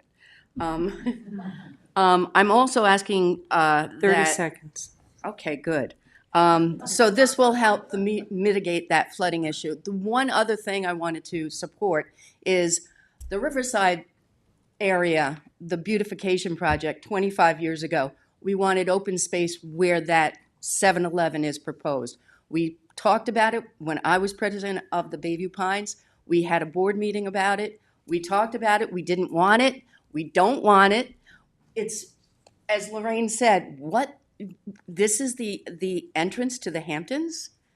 Gas stations? Really? We can do better than that, Southampton. I hope you do. Thank you. Lorraine, I did check. It's the on for their work session, so it says that the meeting is public, but it's not open for public comment. I don't know when they have. You can contact Kristen Doherty, Kay Doherty. Kay Doherty, and she can let you know if it's on for another public. Or you can email. I'll look into it for you, and I'll find out between the ZBA and the planning board when you can have some input. I'll let you know. We don't get input on it, no. It's a separate board. It's a land No, use. because land it's use. not, it's zoned for that, and so we don't have to, there's no action that this board would have to take. Right, it says it right. As far as it complies with the zoning, so it's only a planning board and zoning board. But what about the beautification project 25 years ago that the board approved? Why is that not still in the sights of Southampton now? Well, we did, just so you know, Joanne, we did offer to purchase the property with community preservation funds, but you need a willing seller, and the owner in this instance wanted to develop the property. Yeah, but if you don't give them the You have to variances, talk, then you have a little bit more pull. Well, Wouldn't be the first owner that we've had that situation with, that the CPF managed to persuade the same. You can ask Jim, the town attorney, every I week. think he's wonderful. Every week. So there you go. There you go, Jim. Every week I say to him, let's buy that, call the owner up, we want to buy that. We want to buy that. Make him an offer he can't refuse, you know? Tell them they cannot build the 7-Eleven, and he doesn't want to sit there with it forever. Can't do And that. we're never gonna allow that, the community is gonna be there to fight it every step of the way. I got chains, let's look at himself. Can't- oh my goodness, all right. Rick Lofsted, please, come on up. Thank you so much. Hi, good morning, good afternoon, board. I've been working, I guess, all day. I'm Rick Lofsted. I'm here, just one quick question. I own fishing boats, and one of them here is tied up in at the town pier in Hampton Bays. I used to live here most of my life. I now reside in Saratoga. I have 2 young kids up there. But I'd like to fish out of here. My mother lives here, my twins live here, my grandchildren live here, cousins, brothers, uncles, all live here. So, but the regulations of the town have that you have to be a resident in order to be at the dock. I've been working with Daryl and Liz George with the town Parks Department. They've been wonderful. They have got me permission to do on what they call transient. It's the first time anybody's gotten a transient slip, so I got a transient slip. I'm paying $1 a foot a day, which is $55 a day. But I'm asking for relief or some way that that I can tie my boat up as a full-time fisherman. There are 3 dock slips that you have available. So I'm looking to see if I can fulfill one of them with that one boat I have here. And so I've asked, my corporation owns the boat. If my corporation rented a storefront or rented a house or apartment, if that would be acceptable. And Daryl wrote back, he said, I looked into residency requirements. In order to validate, you would need a tax bill indicating land, of lease of one of the corporation owners, and same also need to own 30% or more of that corporation. So I don't know if that's the same regulations you would have for a dock slip at Conscious Point or just to get a town beach permit. There's a different situation there because it was a county dock and we took it from the county, and when we did take it over, there were stipulations about residency in that agreement. So I know that Daryl and Liz have been working with you and they're trying to find a way for, to help you in any way they can. It's not like they're trying to. No, they've been excellent, yeah. So, I mean, I would just keep on with that avenue, but they are restricted based on the agreements we had with the county when we took over that dock. Okay, well, that's the, if it's, I mean, I'm happy to, yeah, outside of this, speak with Jim and we can take a look at it and see if there's any flexibility there and if there's anything we can do to help you out, we will. Because we have to be very careful how we do it, because you don't want to turn that dock into like the Greenport dock and have a bunch of Southern scallop boats up here. Yeah. You want to keep it for the local fishermen. so I'm trying to, skin a fish, as they say. Anyway, you can figure it out. If my corporation owned, leased the property here, I could do it. But if there's any way you guys can figure out how to help me with that, I'd appreciate it. So there really should be something about a legacy, because his family has been, I mean, I've known Rick for 55 years, and he was my catcher in high school, so I haven't seen him in 30, but, That was his own. But to be honest, I mean, his family has provided a service to our community in the fishing industry. They've taken care of docks. They've contributed to our community, and I believe we still have plenty of family in the business.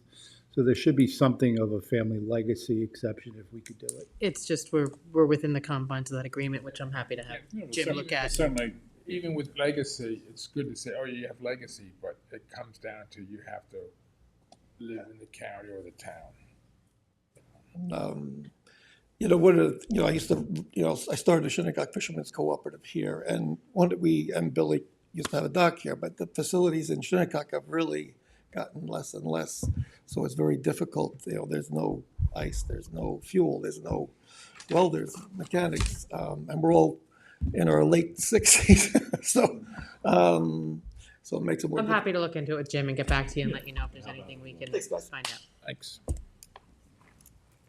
Okay, Kevin, is anyone on Zoom for public portion? No one on Zoom. What did you say? Okay, thank you. All right, well then, if there's no other comments, I move to close public portion. Second. All in favor? Aye. Bye, everyone.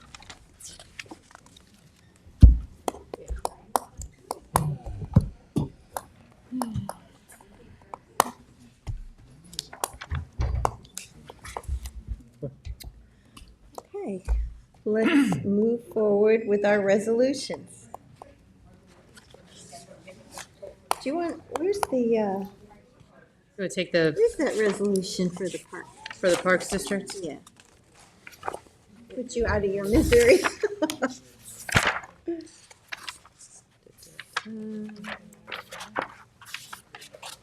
It is on page 26. All right. I move to take Town Board Resolution 2020, nope, that's not it. 26? 2025-1019, page okay. 26. Oh, there it is. Town Board Resolution 2025-1019 out of order. Second. All in favor? Aye.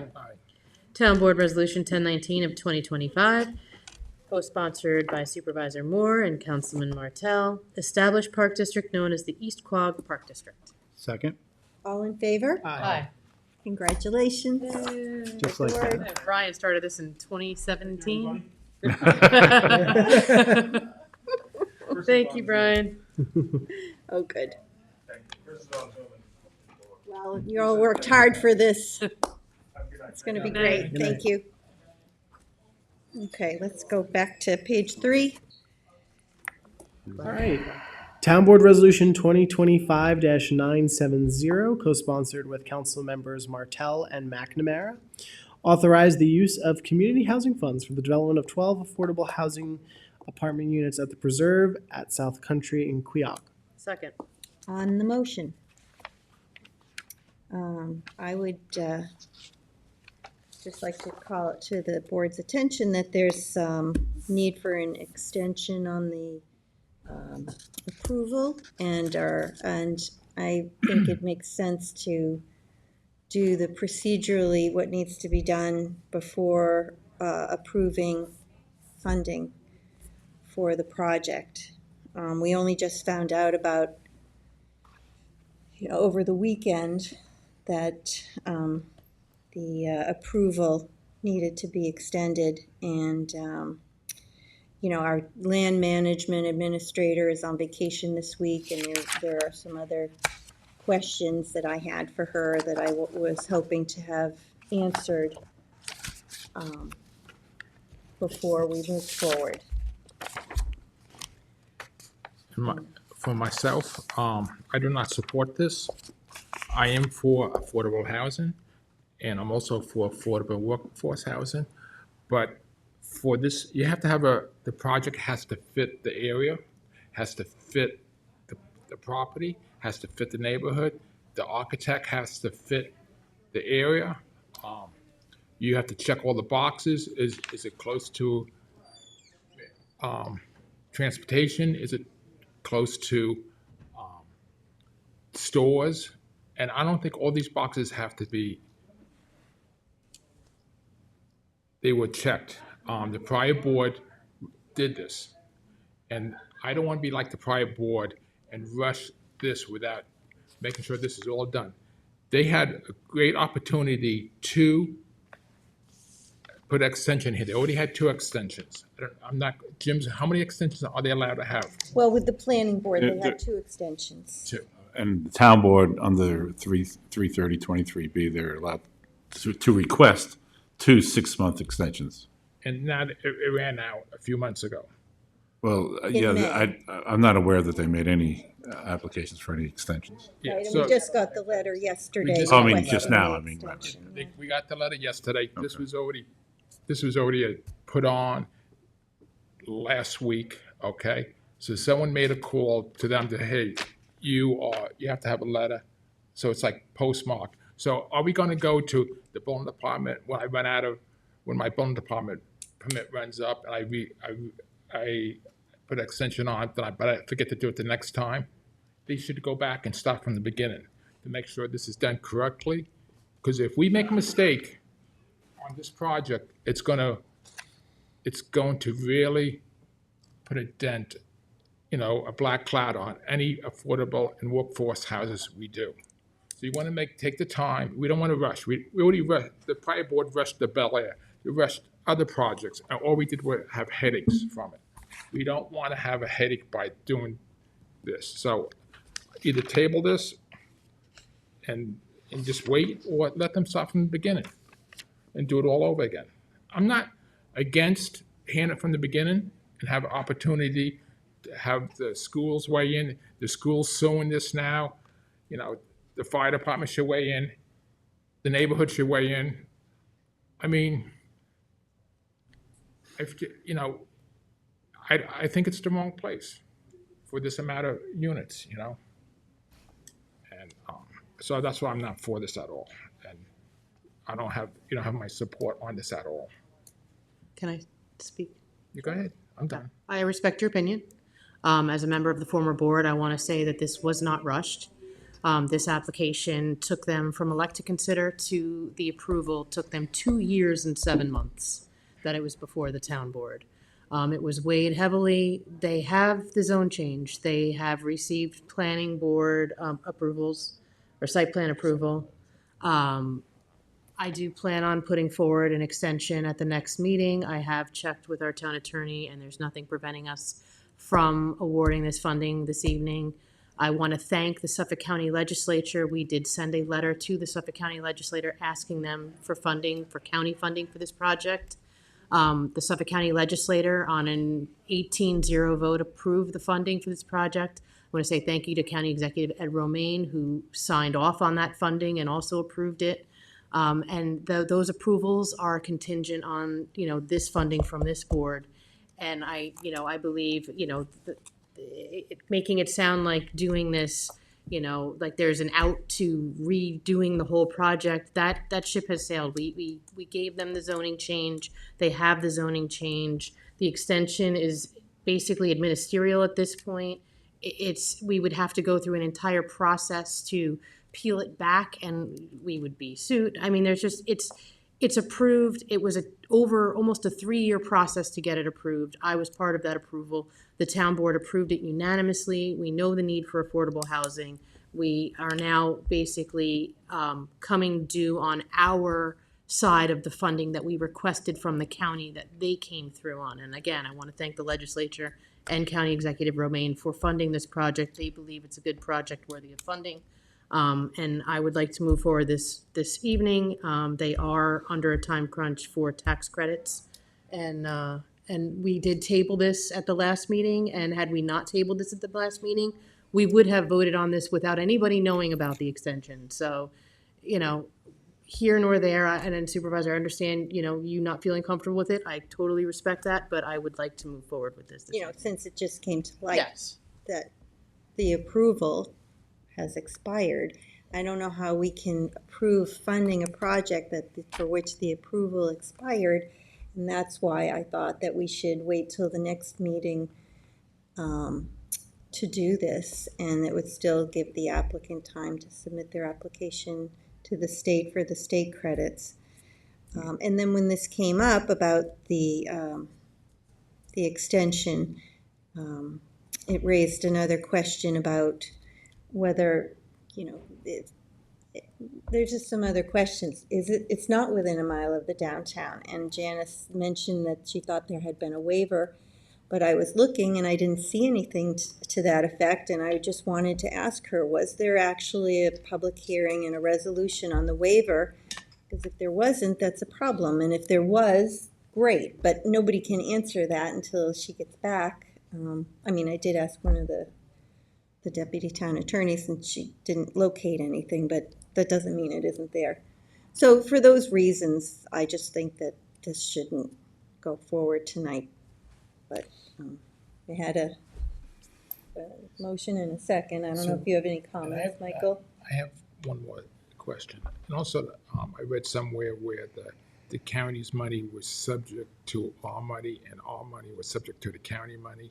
And it was like, who was going to do it Who's first? on first? Oh, that's true. It is in the resolution. County and that's a resolution, I little believe, awkward. does say that. I think the county resolution does say that it's subject to town approval as well. See, we can't, you know, us giving the money is subject to the county funding. Yeah, And the so- county funding, it is subject to So us. giving. we can't really do it unless they do it. It's- So it's- that could be They've done it. straightened out Written a too. little awkwardly. Yeah. They've approved it. I mean, East side. that's clear. Yeah. They have approved. Well, the county's approval was subject to the town. Right. And as the far as, Towns is subject to the county. Ours is on funding commitments which they've made, which the county executive signed. A commitment subject to the town. Oh, I think the wording's a little odd. Did you want to say something? And I'll Yeah, I chime mean, in? you know, going back, keep in mind that this isn't about financing the whole project. The idea here is there are, I think, around 16 units that are already affordable. We're contributing the money so that we can keep 12 more affordable in perpetuity, which, you know, guarantees that if this is sold and so down the road, we would always have about 28 units that would say in our affordable inventory for a community housing fund. You can, you know, and I think the county has signed off on their end of the funding. This is just the last piece of the funding, and it would be contingent on us granting the extension. I mean, if they don't get the funding from us, they're stuck, you know, are we going to stop the building? No, they're still No, going to they go ahead find with it the somewhere else. project. This is just, So we can take our money and put it in a better project. Well, we're losing 12 spots, and it comes out to about 200,000 a apartment, which you can't do in a lot of other parts of town. although they do have to preserve it for 50 years, keep it affordable. It's 50 years under the state. Michael, did you want to say something? Yeah, I mean, it is 23.03 acres. It's a big property. And It's 78 units on that many acres versus It's 40 on one. 17 acres buildable, the rest is Versus preserved. 40 units on one. Well, and I think that's a good thing because that means you're going to have buffers, you're going to have setbacks, and whenever we look at projects as a board, I think we look at those things. Is there going to be land set aside for buffers and landscaping that will form into the character of the community? As Rick had mentioned, the additional 12 units, I think, is an important community benefit for it being affordable in perpetuity. That means 28 of the 78 units now are going to be affordable in perpetuity. I think that that's a great community benefit. This took a long time with this board, primarily because of the question on the allocation of CHF funds, which, Maria, I credit you. I mean, I think, your due diligence is actually what yielded those additional community benefits. Because it's not just the additional units of affordability and perpetuity, it's also the fact that if any of the units reverts back to market rate, they pay into the CHF, which I think is a great community benefit. It means if the project goes wrong, some of the units don't they're not affordable, they don't live up to their promise, we're paid back. I think that's an important thing to take a look at, and I think it's a good faith move on behalf of the applicant that they understand our position. They saw that we stood our ground. Look, I agree with Bill, my colleague Councilman Pell, the great Councilman Pell, on the fact that I'm still gonna vote no. the fact that the previous board, in my opinion, had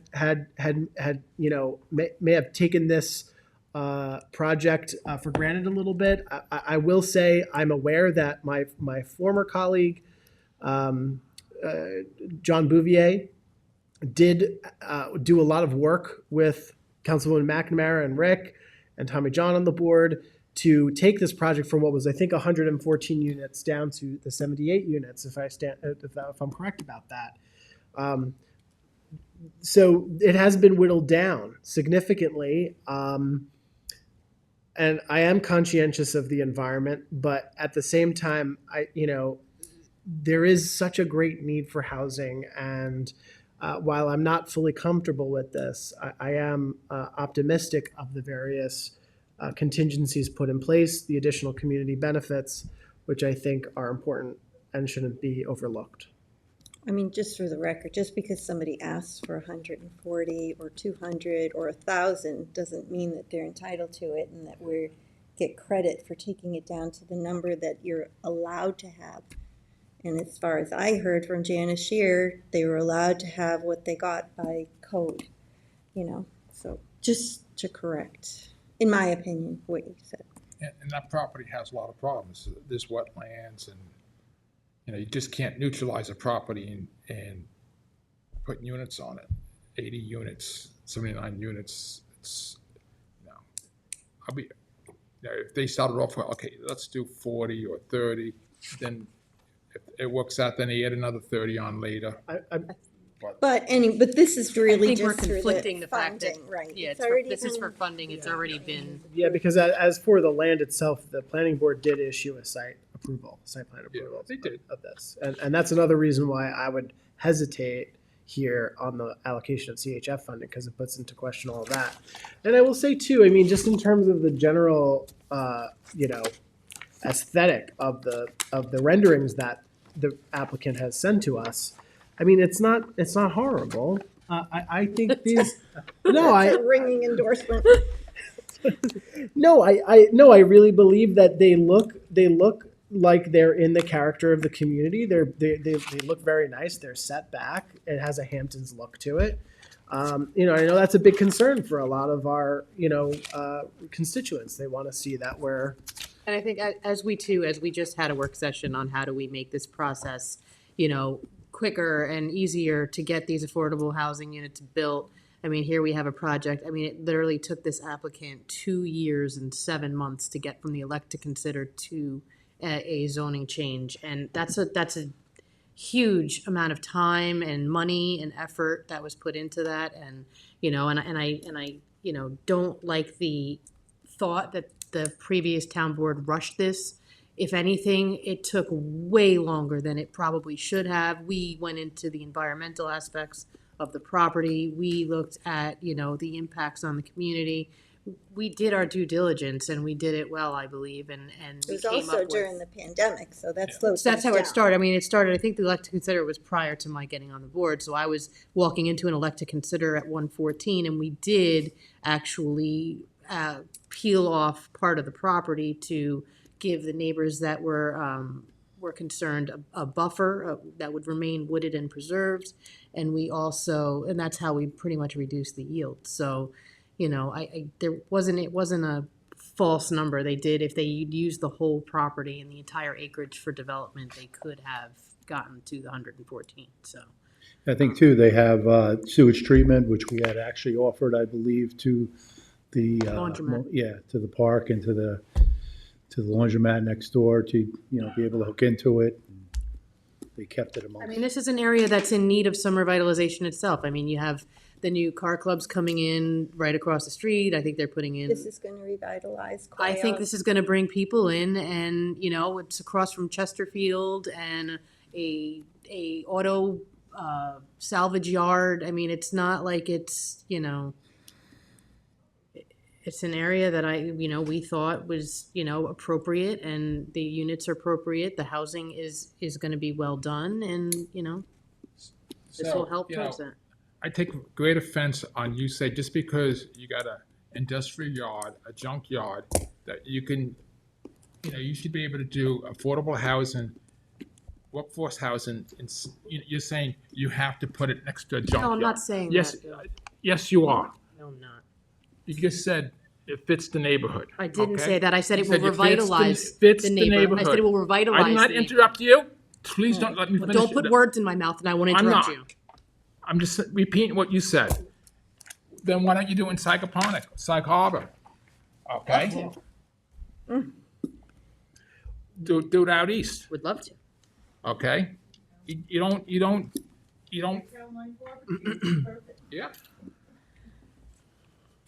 Well, but just my original point was that since their approval expired, I think it's out of order to approve funding for a project that's Do we have a until legal it's. opinion on that?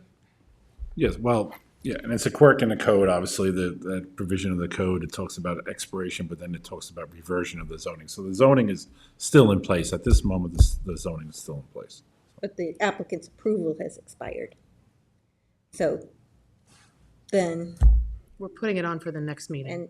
and can you Then wait. extend an approval that's Totally up to the been board. already expired, or does it have to come to us before it expires to say, hey, we're gonna expire, so can you extend it? I mean, I suppose you can revert back and extend something that's been expired. From, like I said, the section of the code is kind of, you know, quirky, but the zoning is obviously, clearly, the zoning is still in place, so that's the question, so. Like I said, nobody would know it expired if I didn't bring it to everyone's attention. This board has to revert the zoning, they have to, actually, if they want to revert the zoning back to the current, to the So prior zoning, you have to have a public The zoning hearing. is what it was based on the vote. Zoning that right now took is place, MFPRD, which is which is what the board, with the prior board and I guess some of the. with the zone change. Yeah, right. Yeah. But the applicant, well, I'm not gonna keep saying it, anyway, let's just take a vote. There's a motion and a second. I'll make a motion. All in favor? Aye. No, Any opposed? no. Opposed. Passes. All right. Moving on, Gotta go on to the next one. Councilman McNair. Oh, right, the Eagle Scout. Then you're up, Bill. Town Board Resolution 2025-999. Authorized purchase of a MRO maintenance repair operation faculty and grounds from Worth USA Inc. using interlock purchase system TIPS contract. Second? All in favor? Aye. Town Board Resolution 2025-1000 to authorize purchases of removal of toxic and hazardous materials from 192 Branch Interior Services using Suffolk County contract. All in favor? Aye. Who's the second? Bill. Town Board Resolution 2025-1011 to authorize the supervisor to enter into an agreement with A. Martin Petrovic, Professor of Horticulture, to review the 2025 operation and environmental impact of the Bridge Golf Course. Second. All in favor? Aye. Town Board Resolution 2025-1002 to authorize the supervisor to enter into an agreement with WSP USA, formerly Leggett, Brashears, and Graham, Inc., in connection with the 2025 groundwater monitoring and sampling services for the Bridge Golf Course. All in favor? Aye. Town Board Resolution 2025-1003 to authorize the supervisor to sign a 2025 agreement with the National Coalition Building Institute to provide employee survey and staff training. Second. All in favor? Aye. Town Board Resolution 2025-1004 to authorize the supervisor to sign a contract amendment with Historical Concepts for additional design and visioning services for the comprehensive implementation of the Riverside Overlay District zoning. All in favor? Aye. And Madam Clerk, may I be co-sponsor? Love historical concepts.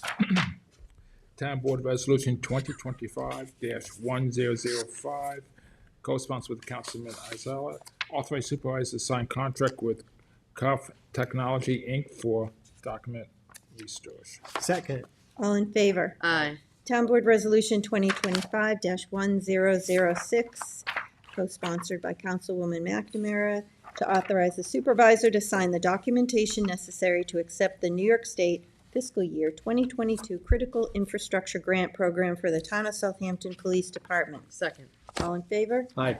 Town Board Resolution 2025-1007, co-sponsored by Councilwoman McNamara, to authorize the supervisor to sign the documentation necessary to accept the Tactical Targeted Grant Program from Homeland Security and Emergency Services. Second. All in favor? Aye.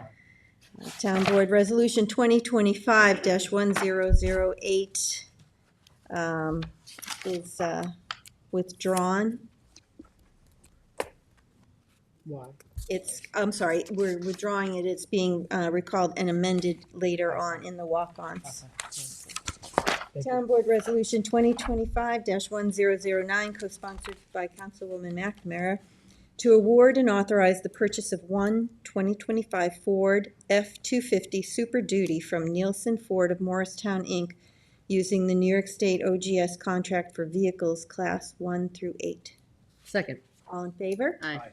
Town Board Resolution 2025-1010, co-sponsored by Councilmember Iacilli, to award and authorize the purchase of one 2025 Ford F-250 Super Duty from Scorpio Motors LLC, DBA, Greenwich Ford, using New York State OGS contract for vehicles Class 1 through 8. Second. All in favor? Aye. You couldn't get two from the same place. Town Board Resolution 2025-1011, to recall and amend Resolution Number 2024-1162 to authorize the supervisor to sign a contract with Johnson Controls Security Solutions for alarm system monitoring and maintenance at the David Crohan Community Center, 655 Flanders Road in Flanders. Second. All in favor? Aye. Town Board Resolution 1012 of 2025, recall and amend Town Board Resolution 2025-710, authorizing the supervisor to execute a park and recreation agreement with R is Rugby LLC for surf camp instruction. Second. All in favor? Aye. Town Board Resolution 1013 of 2025, resolution to adopt the Town of Southampton Large Whale Emergency Response Plan. And I can get a second. Second. On the motion, Ryan Murphy is here if you would like to hear from Ryan. Yes, let's hear from you, Ryan. A whale story for us? I'll be fast.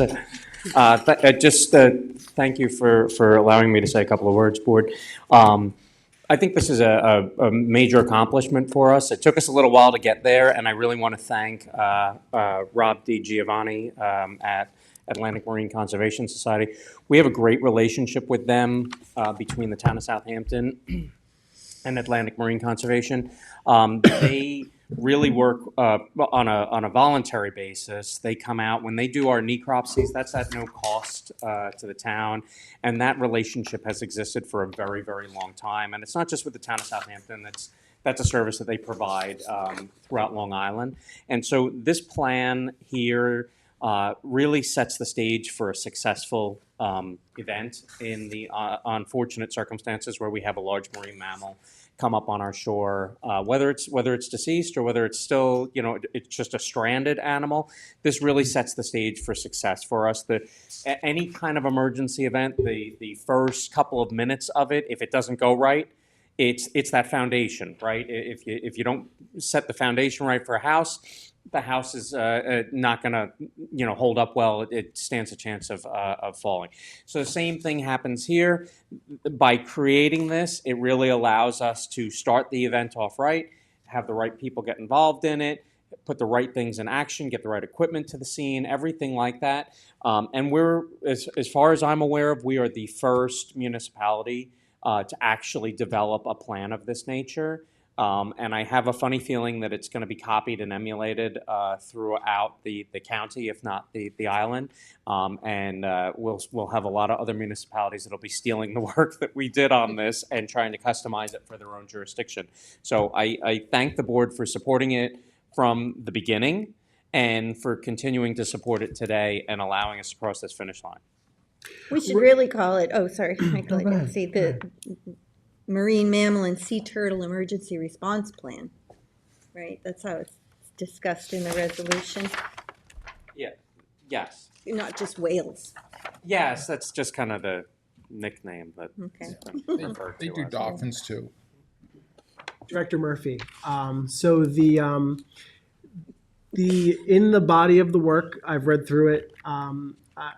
One of the things that I think is really important to highlight, and I just wanted to put it on the record, is that, because of the ancestral and sacred relationship that the indigenous communities on Long Island have with the ocean, as well as the marine life, in this plan, it does indicate the necessity of consultation with indigenous communities. And AMCs in particular does play a vital role in ensuring that our surrounding indigenous communities, including the Shinnecock Nation and many others, are included in the process. 100%. One of these necropsy events does not occur until the Native American cultures have an opportunity to go through the ceremonial aspects of what needs to be done. And I've had the fortunate ability to participate in one or two of those in the last few years. It's an experience to be able to participate in that ceremony, and it's kind of been an honor to be able to be included in it while on site for this. But we do involve the Shinnecock Nation, we do involve the Unkachunks, and any other native component to it that would be appropriate and necessary wherever the jurisdiction is that the incident happens to occur in. Thank you. So Ryan, I just want to say thank you for your response to Hurricane Erin, for everything. Yes. Not only keeping the board up to date, but also including the county on everything. The inclusion of sand that we needed to take care of the breaks and everything else that you did was commendable. And also I'd like to mention that you were the one who recognized the 30-year anniversary of the wildfires in West Hampton. Thank you for that, and thank you for having CRC post that. A lot of people appreciated that. It's actually, I got the stats from Colleen earlier today, and we were at like 92,000 people in terms of the reach of that post. It's now taken top billing for the most active town posts to go on social media. So I think I honestly I'm gonna toot our own horn from public safety for that. I think we have the top two, because I think our reindeer on the rooftop and animal control Christmas post is also number 2. So, You do a great job of community outreach, I have to say. Thank you. Thanks. I appreciate the kind words about the hurricane recently too. Thank you. Thank you for your work. Thanks. Did you want to amend the title, or are you leaving it as is? I think we should have been the title. It doesn't match what's inside. Yes. I'm going to move to amend the title just for the sake of accuracy. If you don't mind, Ryan. Of course. To amend it to conform with the resolution where it's... Southampton Marine Mammal and Sea Turtle Emergency Response Plan. Okay, yeah. All right. Second.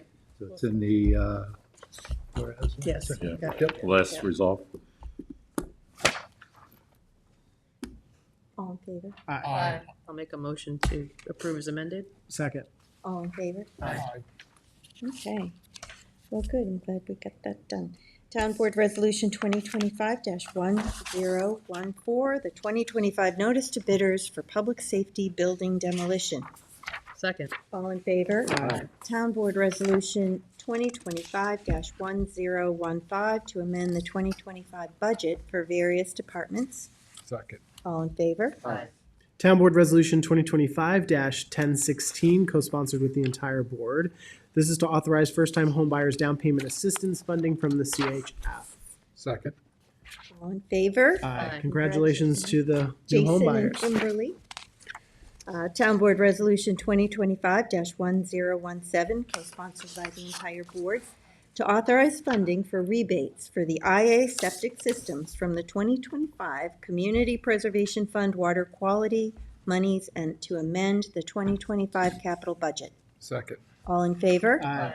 Town Board Resolution 2025-1018 to authorize the town attorney to accept payment from USAA Insurance Company for damage to a Southampton Town Highway Department vehicle. Second. All in favor? We did that one already. Town Board Resolution 1020 of 2025, co-sponsored with Councilman Martell. Authorized waiver of Parks and Recreation Facility use fee for Hampton Bays Lions Club 14th Annual Over the Bridge 10K Run and 5K Run Walk on September 13th, 2025. Second. All in favor? Aye. Town Board Resolution 2025-1021, co-sponsored by Councilwoman McNamara. Resolution authorizing acceptance of a maintenance bond for the Atlantic Golf staff housing, and I move to table this until September 9th. Second. All in favor? Aye. Town Board Resolution 2025-1022 to accept the resignation of Brandon Kelly, Senior Park Attendant in the Parks and Recreation Department. Second. All in favor? Aye. Town Board Resolution 2025-1023, co-sponsored by Councilmember Iacilli, to appoint Allison Palmore to Administrative Assistant in the Town Attorney's Office. Second. All in favor? Aye. Town Board Resolution 2025-1024 to appoint a hearing officer. Second. All in favor?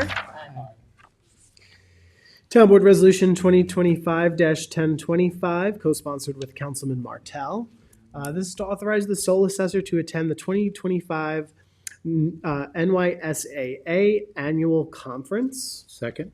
All in favor? Aye, and I just want to commend our town tax assessor, Lisa Gore. I think she's just done a phenomenal job, and really want to just say thank you. And we're looking forward to seeing her take some of this work across the region. Town Board Resolution 2025-1026 to terminate the driver messenger in the Housing and Community Development Department. Second. All in favor? Aye. Town Board Resolution 2025-1027, co-sponsored with the entire board. Notice of public hearing to consider amending 235, Section 4, noise exceptions to allow for use of small speakers outdoors. Second. All in favor? Aye. And that'll be on September 9th, along with many others. Town Board Resolution 2025-1028, co-sponsored by the entire board. A notice of public hearing to consider the acquisition of 3841 Lake Avenue in the hamlet of Northampton, New York, and to amend the CPF priority plan and CPF management and stewardship plan to include the property. Second. All in favor? Aye. September 9th for that one. Town Board Resolution 2025-1029 to accept a deed of residual fee from Blair K. Gaza for property located at West Hampton, Suffolk County Tax Map Number as indicated, to be maintained as open space pursuant to Section 247 General Municipal Law of the State of New York and pursuant to Southampton Town Code 244-4 for obtaining a development rights certificate. Second. All in favor? Aye.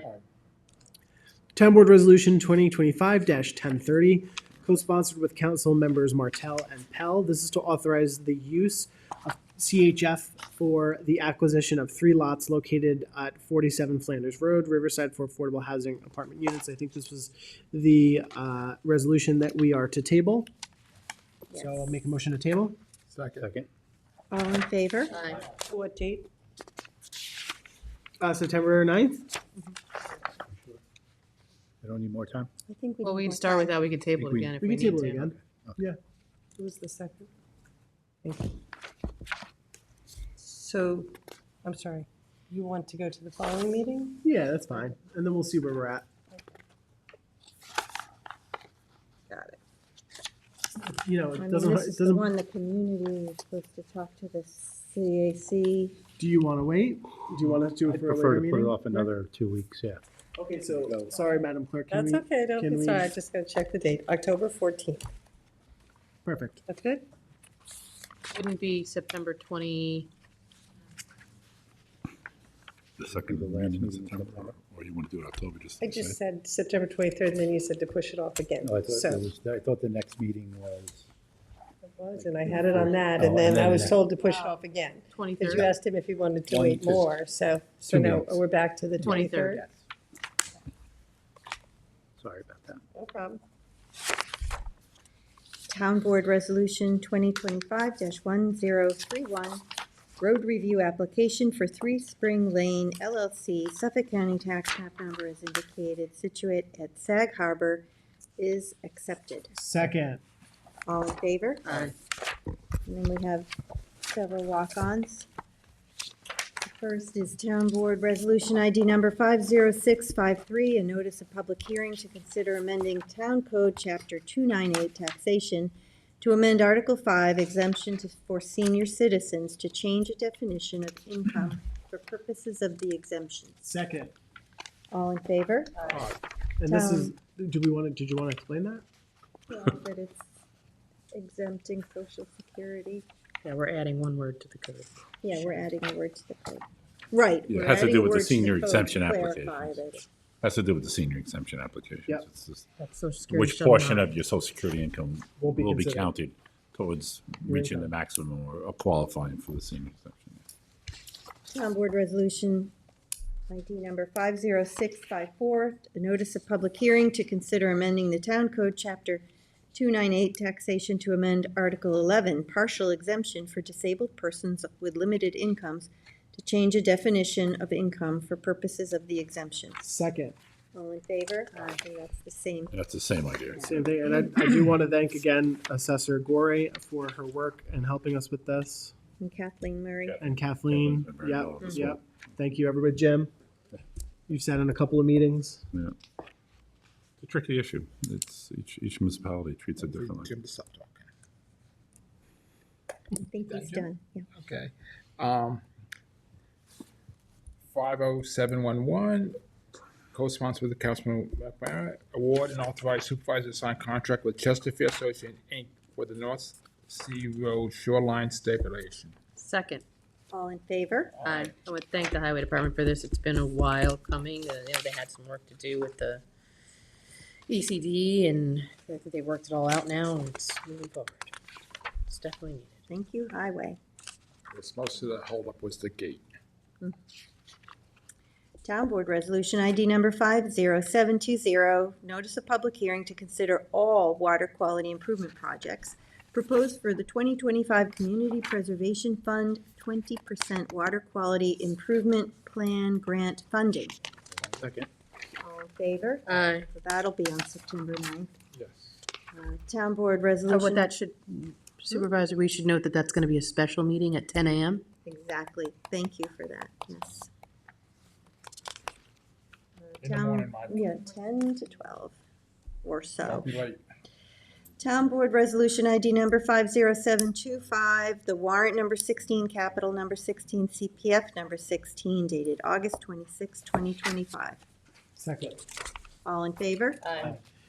Notice of public hearing, Town Board Resolution ID number 50733, co-sponsored with Councilwoman McNamara. Notice of public hearing to consider a change of target area for a parcel currently designated as agricultural lands. preservation target area to open space target area for CPF acquired parcels located at 66, 68, 78 Sag Road and 135 Poxabog Lane, Village of Sagaponack, to consider amending the CPF management and stewardship plan. So the notice says 1 PM and not a special meeting at 10 in the notice, so that might need to be amended. It's not 4:10. It's not meant to, is it say 10? No, you want it at 1 o'clock? Yep. Or, okay. It's No, not, we want it at 10. we do? Yes. Why? Because we're having a special meeting at 10 a.m. It says right here, resolved that the town board of town of Southampton hereby We're on- directs that a public hearing should be held at a special town board meeting on September 9th We're on at this 10 one. a.m. We're on this one. No. We're talking about we're talking about the water quality, right, Kim? This is the one, the target area. Yeah. For. No. Oh, that one's supposed to be at 1 o'clock. Yeah, 1 yeah. o'clock is fine. Yep. We're doing the water quality at 10. Only the water Just the quality water. one is at 10. Yeah, this is not Sorry, water I'm quality. sorry. That's okay. That's okay. Did you finish reading it? I did. Did you Yes. vote on it? Second? All in favor? Aye. Town Board Resolution ID number 50735 to authorize a change order for the Bridgehampton and Sagaponack Beach Erosion Control District Nourishment Projects. Second. All in favor? Aye. And Town Board Resolution ID number 50736 to recall and amend Town Board Resolution 2025-1008, award and authorize the supervisor to sign a contract for G. Melomo, Inc. for Southampton Animal Shelter sanitary system upgrade. Second. All in favor? Aye. All right, well, if there's no other business, I don't get this one. Yeah, it's very minimal, It's, right? no, but it says that today we authorized this and they've withdrawn their bid. Now that we're recalling that resolution, we withdrew it. Is that the one we withdrew? well, Do we need this one if we withdrew it? we have to award we have to award it. This was supposed to be No, the but- place. so But maybe we it's didn't, we just did, but we called- withdrew that one, so. Yeah, so we need this one to award it, but it's not recalling and amending the prior one. So really, this should be called award and authorize the supervisor. Can we have just to- change that? We have to recall the vote. We have to vote to recall the vote now. Oh, yeah. No, it said, this is what I'm not understanding, right? This resolution that it says that we authorized, right? We withdrew it. We didn't authorize it. So we don't need to remove it. No, that's true. We don't need to remove the prior one, but we do need to Then why did we withdraw it? authorize me to sign the new. It says, this is authorizing you to sign a contract with the one that withdrew their bid. So we didn't have to withdraw the other So resolution. do we need to go back and approve the previous Yes, one? yes. Or we can just leave that withdrawn Or and just leave it, yeah. not approve this one, right? Why would we do that? Yeah, why didn't we just withdrew it, so we don't need to. Recall it. Yeah. It was never approved. Is this a separate matter, though? This is the contracts department. No, I know. Yeah. Yeah. I think they thought, I don't know if they thought that we couldn't withdraw it, so they put on a resolution to recall it. Well, Maria, you made a note that you wanted the resolution withdrawn. Yeah, So- because I knew that we weren't going with them, so, but I then we don't need suppose to we do could have just passed it and then withdrew it, but I knew it was in the packet for Why would you later. do that the same meeting? So it's just. So this one we don't even have to vote on. So, Madam Clerk. You want to withdraw this one too? Yeah, I mean, we already. Do you want to call and rescind this? Yeah, rescind. You're taking it away. But That's what you wanna withdrew do, the right? other resolution. Yes, so now you're So we withdrawing didn't a need this withdrawal. one. We didn't need this. We didn't need the last resolution, so how do we get it off? Put it on it. How do So we you get just it? want to Yeah, recall it. that's what I was saying. Yeah. So It doesn't make sense to do that. You have to approve that one. I move to rescind. Watch the bouncing ball here. I move to rescind resolution ID number 50736. Second. All in favor? Aye. And that fixes it. We didn't approve think either that one of Yeah, them. but So we didn't Do we award have it, to we didn't approve that award it, one? No. Ken. you don't want to approve the other? Not to simply withdraw it in the same So meeting. who's doing it? I have no idea. We're gonna have to need a new resolution to award it to somebody who's doing it. Yeah, we need someone to do it. I think that's Who's who's the doing second? it. But you don't, but it's not. Recall So and rescind. I didn't get, hold on a second, because I didn't, Seconded it. where, what page is that on, Jim? This is truly It's who's on page first. 15. Sorry? Page 15. It's not the board's intent to award this to this No. outfit, right? Okay, then you're good. Are we, is that, so I didn't hear about this. You had a note about, Yeah, I just had a note.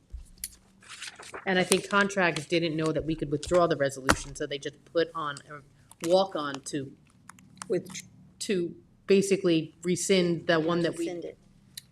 okay. The names are the same. Okay. I'm glad that we got that settled. But that means we don't have a contract. Right, and I think that was the intent of it. Somebody's gotta, Yeah, we were gonna award it to this guy, and then on this one, we were withdrawing it. TBD. We don't want to award it. No, because we're so not we doing it. withdrew it. block on that. Why don't we want to award it? Because they're not doing it. They So withdrew they their- withdrew their application, they withdrew their, Oh, they didn't want to. Traffic, Bill said. Michael, can you do something about that? Working on it. Yeah, they withdrew their bid, that's what it said. Okay, well, if no one else has any other comments or concerns, then I move to close the meeting. second. Adjourn the meeting. All in favor? Aye. I need to go defrost my kneecaps.